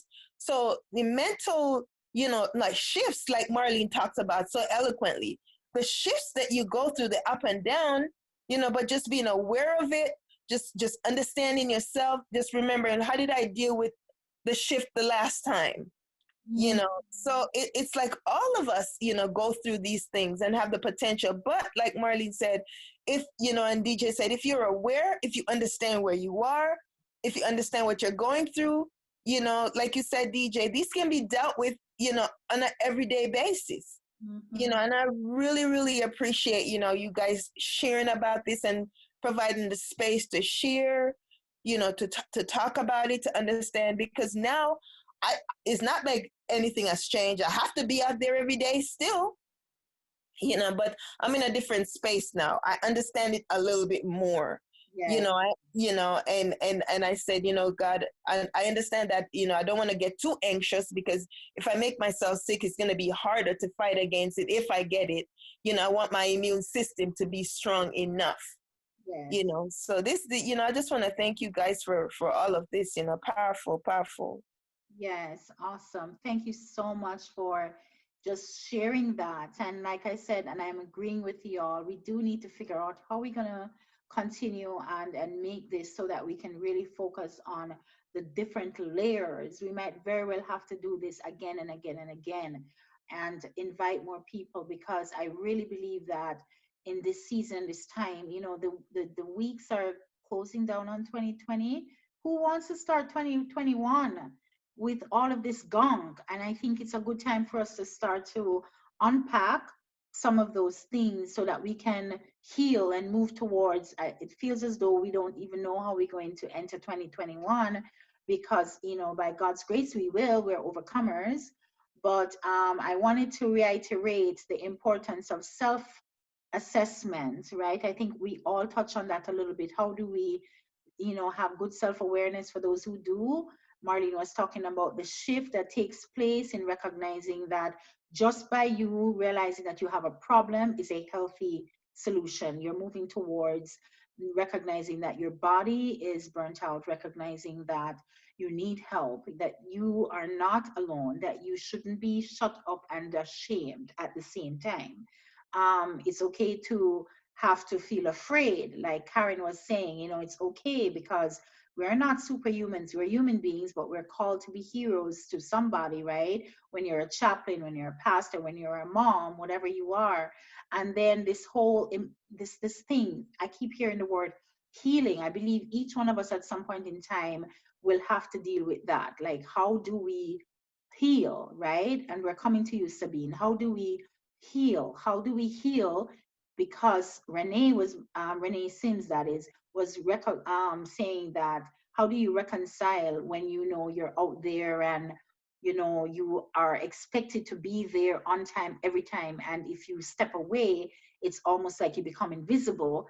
And it's kind of, you know, I don't want to touch on that, but I have to in a way say that it kind of reminded me of what, you know, us women are. We're the caregivers, and we're trying to take care of our men folk who are not always authentic in their ownership of their mental health issues, or you know, even the mental illnesses that might be lurking within or underneath, right? And then we start to recognize that, hey, we're asked to be heroes to the men who we are looking to be heroes to from. And how do we balance that? In the church, we are considered in a way to be caregivers, but we're not given that space because, like Renee said, she was afraid that if she stepped away, she would be forgotten. What a sad thing to think that, you know, you working all that time, putting in the extra mile, and then because you stepped away to take care of yourself, you will be forgotten. God forbid. So yes, we do want to come back on this. Another thing that I want to mention, I think, and then I come back to Sabine, is what does healing look like to you? I want everybody to think about that. What does healing look like to you?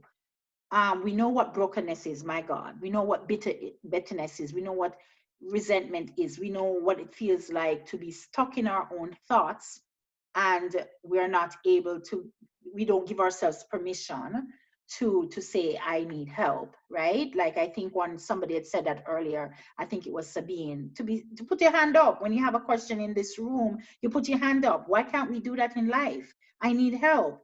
I'm not okay. And so yes, we want to see what we can do that. But think about that. What does healing look like for you for the rest of the year?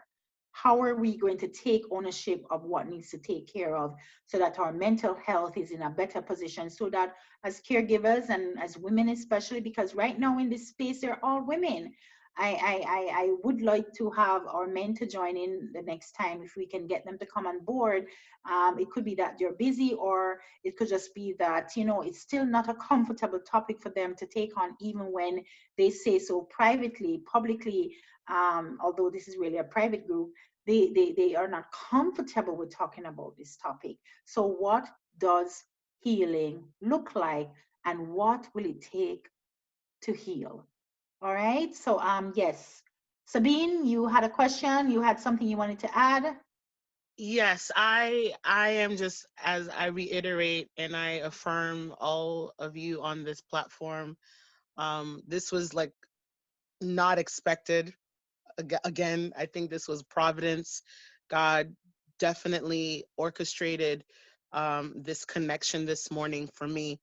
But it's interesting that you asked that particular question, because that's what I was processing during this time, just listening to Marlene, to Renee, to Mariah, to Karen, and you, DJ. For me, what helped me get through specifically Korea, my Korean experience, was travel. Now, I am an avid explorer. I love adventures. I'm always out.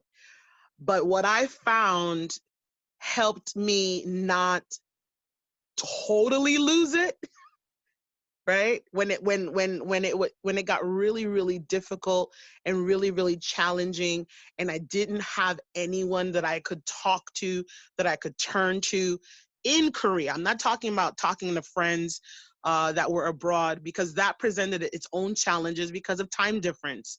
Right. Okay, so it's like it's nighttime, it's morning, it's morning, it's nighttime.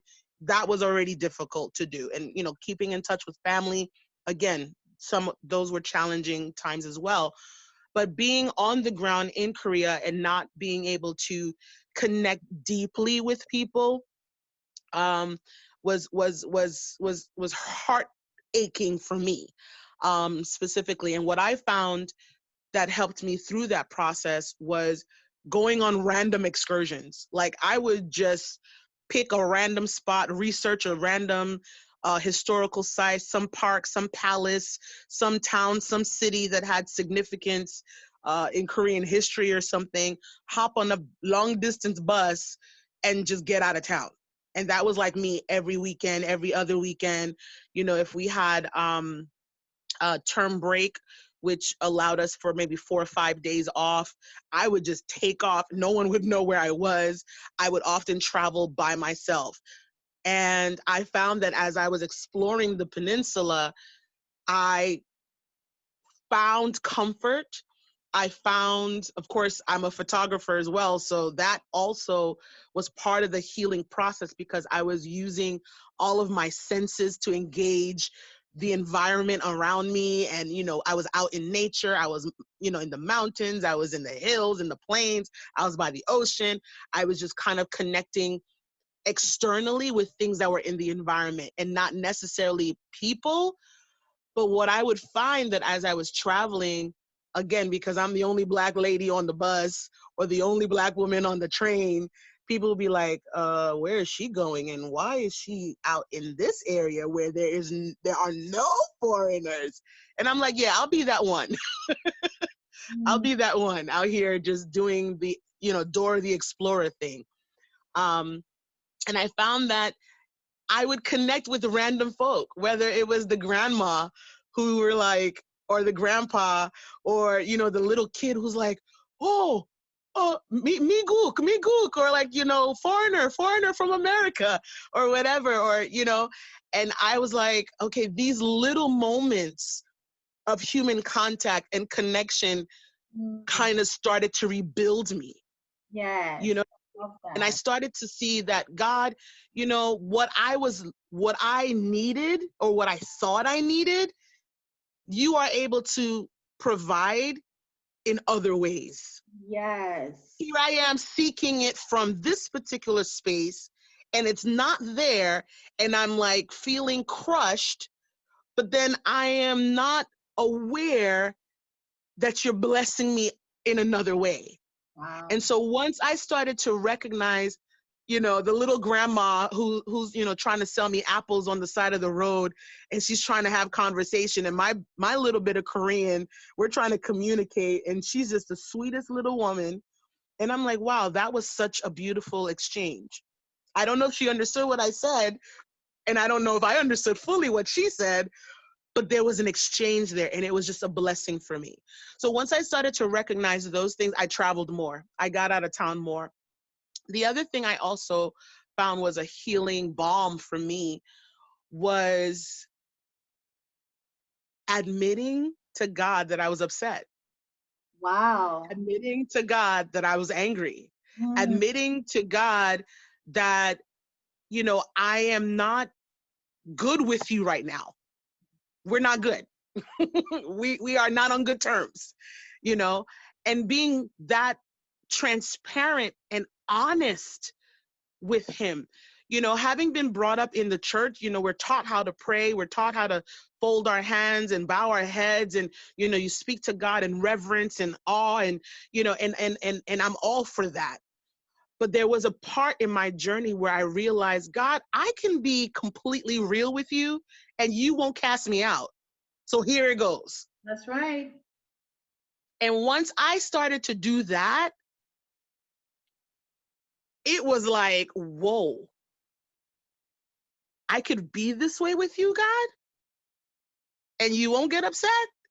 And you won't, and you won't, you won't send down the fire and the brimstone and the sulfur, and you won't open up the earth, and you won't, like, send the locusts, and like, I can do that with you, because growing up in the church, that's not what the experience was. Yeah. It's like, you do it, you don't do it, here's the punishment. And it's like, but God is a God of relationship.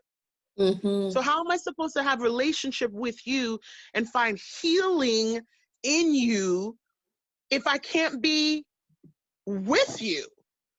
Wow. And once I started to have that experience, even like I said, when I came home for the year and a half, I had to step back and regain that perspective. Because by the time I left Korea, I was just so broken and so bruised and battered and tired and exhausted. It was like, I ain't got nothing. Just get me on that plane and get me home. And when I had the chance to kind of get back that perspective, I actually started gardening with my mom. I had never gardened with my mom. Wow. So I'm out in the yard, in the dirt. I'm looking at the bugs and the slugs and the ants and the this and the that. And I'm like, whoa, this is so cool. Wow. Like, look how big this, and I'm taking pictures of the garden, random butterflies. My mom, we had a huge storm a few years ago, and a few trees in our yard fell down, and they had to cut. So we have a few tree stumps in the backyard. And there was one day I went out there, and there was this white patch on the tree stump, and I was like, ew, that's kind of gross looking. What is that? And my mom was like, oh, she's going to go spray it, because she was like, oh, it was there last year, whatever. And I said, no, just leave it. So I'm here, doing my photography thing, taking pictures. And then I realized the next day, it was dragonflies. Wow. Those were dragonfly eggs that were just like, okay, we ready. And it filled out the whole yard. And my mom was like, what are those? I was like, Mom, those are dragonflies. Those were babies. And she's like, really? And I said, please don't ever spray them again. Just leave them alone. They will do their thing. And what I was realizing through that whole gardening experience, again, it was bonding with my mom, reconnecting with her, but I was connecting with nature in a way that I had never done before. Yeah. And man, it just set me in a different paradigm. It created in me this joy and this love for things, again, that we often just take for granted. I was bird sitting and bird watching. I was a mommy bird babysitter for a little bit, because a bird had birthed, laid her eggs in my yard, and I'm like watching the whole process. And I was just like, God, this is what you do with us. This is how you take care of us, and you observe us, and you care for us, and you love us. And once I started to reconnect with all of that, it was like, okay, now I'm ready to go out again. Yeah. Now I'm ready. Like ain't nothing taking me out like that ever again. And I'm not saying that I don't have challenges here in China, because again, you're in the throes of cultural exchanges and interactions, and there are things that you're just like, what? I'm no, and no. But it's like, I know now how to better handle them and process them in a more positive way, because I'm more self-aware. Like Marlene said, I'm completely, I got the game. So it's like, okay, we good. We can play it better now. Yes. And this is actually where we want to go now, how to play better and how to heal better. So thank you so much for Sabine. You just shed a whole new light on that. And I appreciate you. I'm so grateful that you were able to join us. And I just want to ask Maria, and then Karen, and then Renee, and then Marlene. I'm going to have you finish up for us.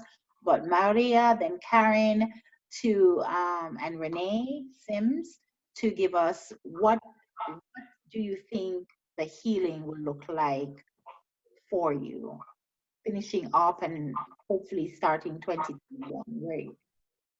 this conversation is Is taken. it for me, Renee, or no? I just put my Yes, headset back Maria. on. Okay. So for me, you know, I'm kind of in this withdrawn place, and I'm happy to be here, and I'm not concerned about leaving anytime soon. That's I am, yeah, I think I am in a metamorphosis of and I don't want to leave here until I know where I'm supposed to be. So I'm taking the time to work that out. I too became a Corona gardener, and it brought such joy to me that I'm looking forward to it next spring, and really just trying to get back in touch with myself, get back in touch with God, and to figure out. So for me, going into 2020 is just going in expectantly, hopeful, and just knowing that I'm okay. And as a good friend just told me recently, trust the process. Trust the process.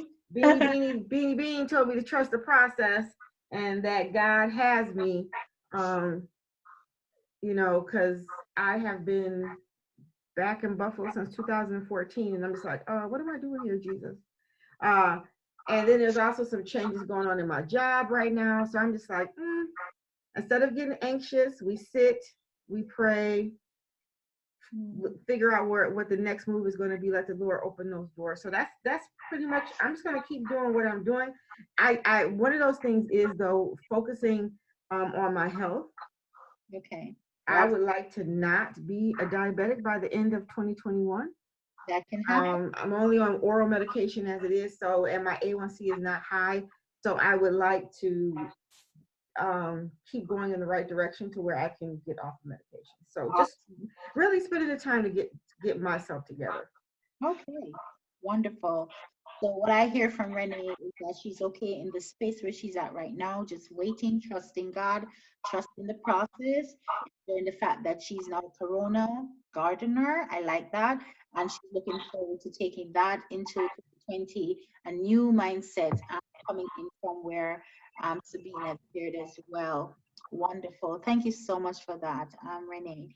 Okay, so Karen and Maria, you're next, and then it will be Karen. What does healing look like for you right now and going forward as it relates to mental health and mental awareness or illness, wherever?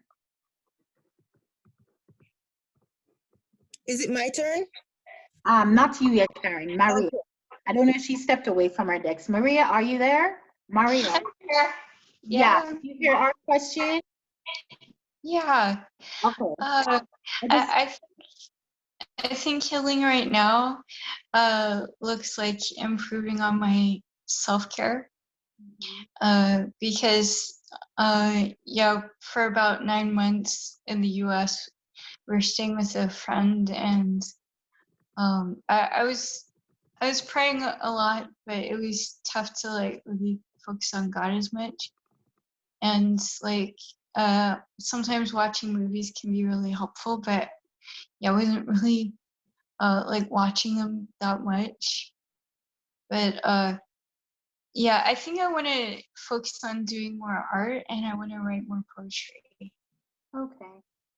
And expressing yourself through that will help you to have that outlet, which is good. So we want to encourage you in doing that and using your God-given talent. So thank you so much, Maria. And Karen, you're next. What does healing look like for you? For me, I'm sorry, go ahead. No, that's it. That's a question.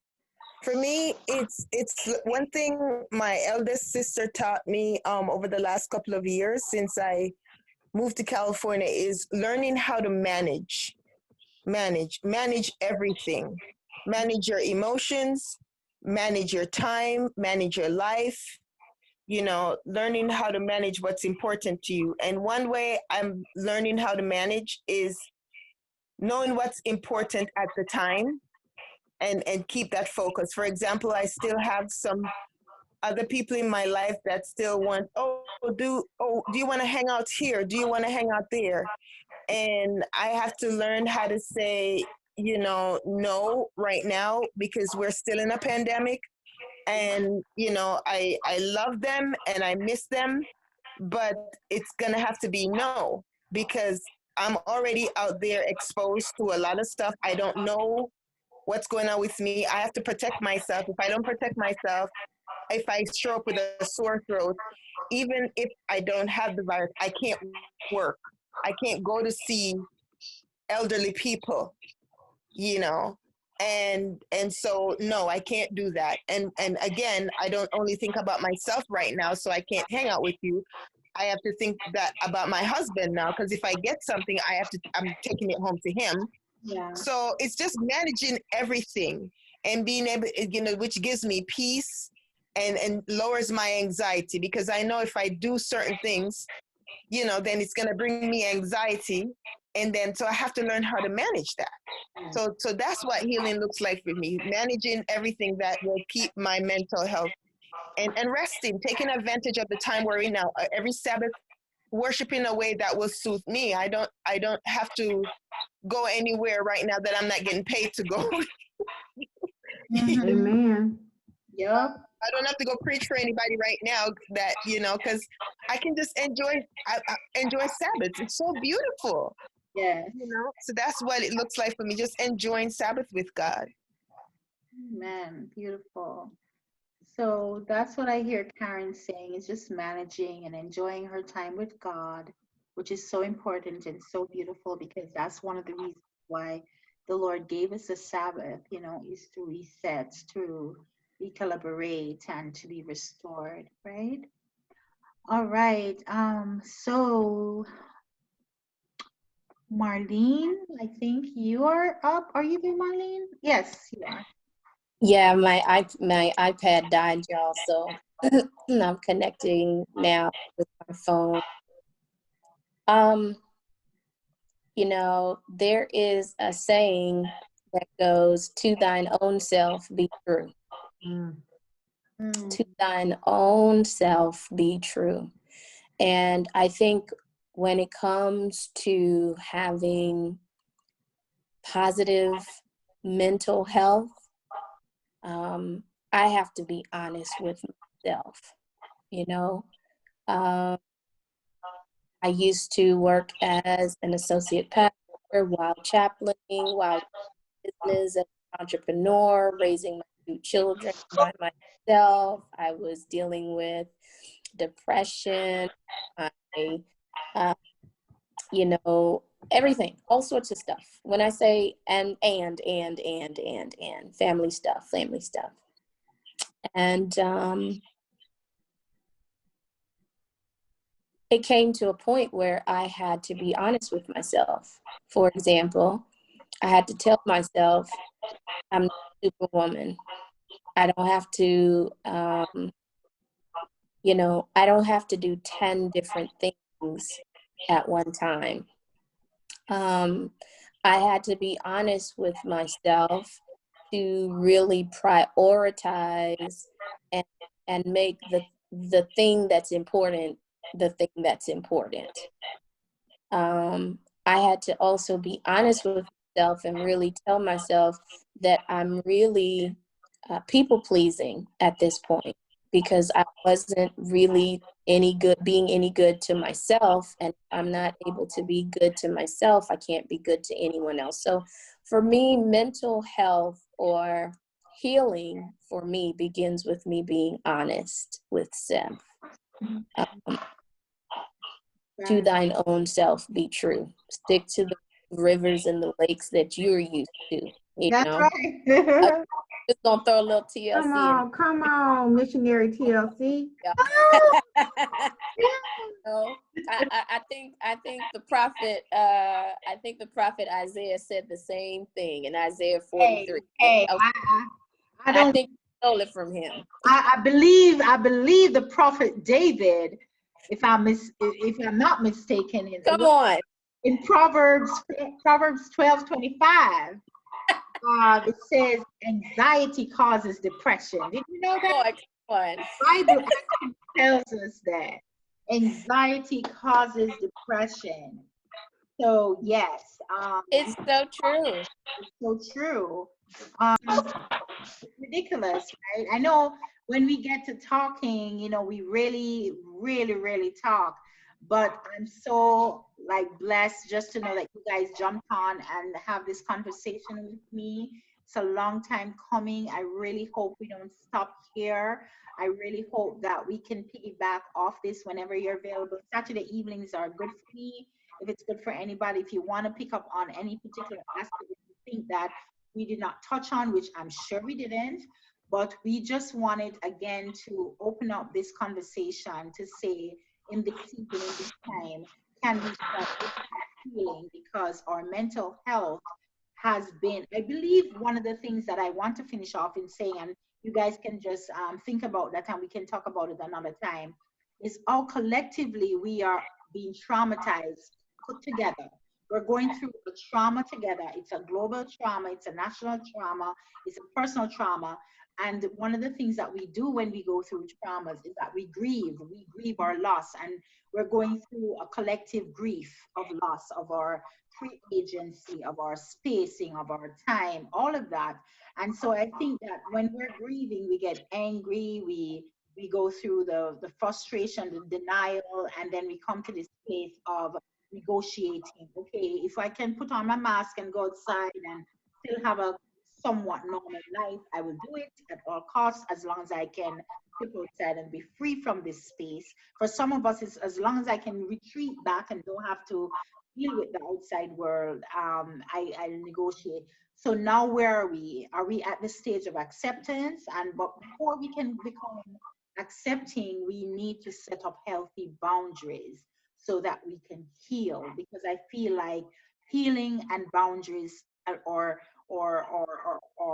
whatever you want to call it, does intertwine at some point in time when you're going to move forward and move forward in a way that demands for you to do things differently. So I thank you again so much, guys. Marlene, you're a champion. I appreciate just your ability to come on board. There's so much that we didn't tap into, but I'm so grateful that we allowed it to be like just shape, just become its own conversation. And I think we did beautifully when you can see 6 people stay online for 3 hours talking about something that is so close to our lives. I think that in itself is healing and that's needed. So yes, guys, thank you so much. For me personally, what I'm doing towards healing is doing stuff like this. Reaching out, reconnecting, being honest, being authentic, saying I don't want to do this by myself. I can't do this by myself. I need people, we need people, and we're going to move forward doing things differently, but not just differently, better, because that is a part of the process for me, anyways. So, guys, thank you so much. Is there anything else that anybody else would want to add? Any questions that you have or any suggestion? I am available. I have some people online that was trying to get in. I missed them. I'm so sorry. Guys, anything else that you want to share? Renee, thank you so much for recording. I don't know what kind of a space you have on your computer, but it looks like it's good because you're still recording.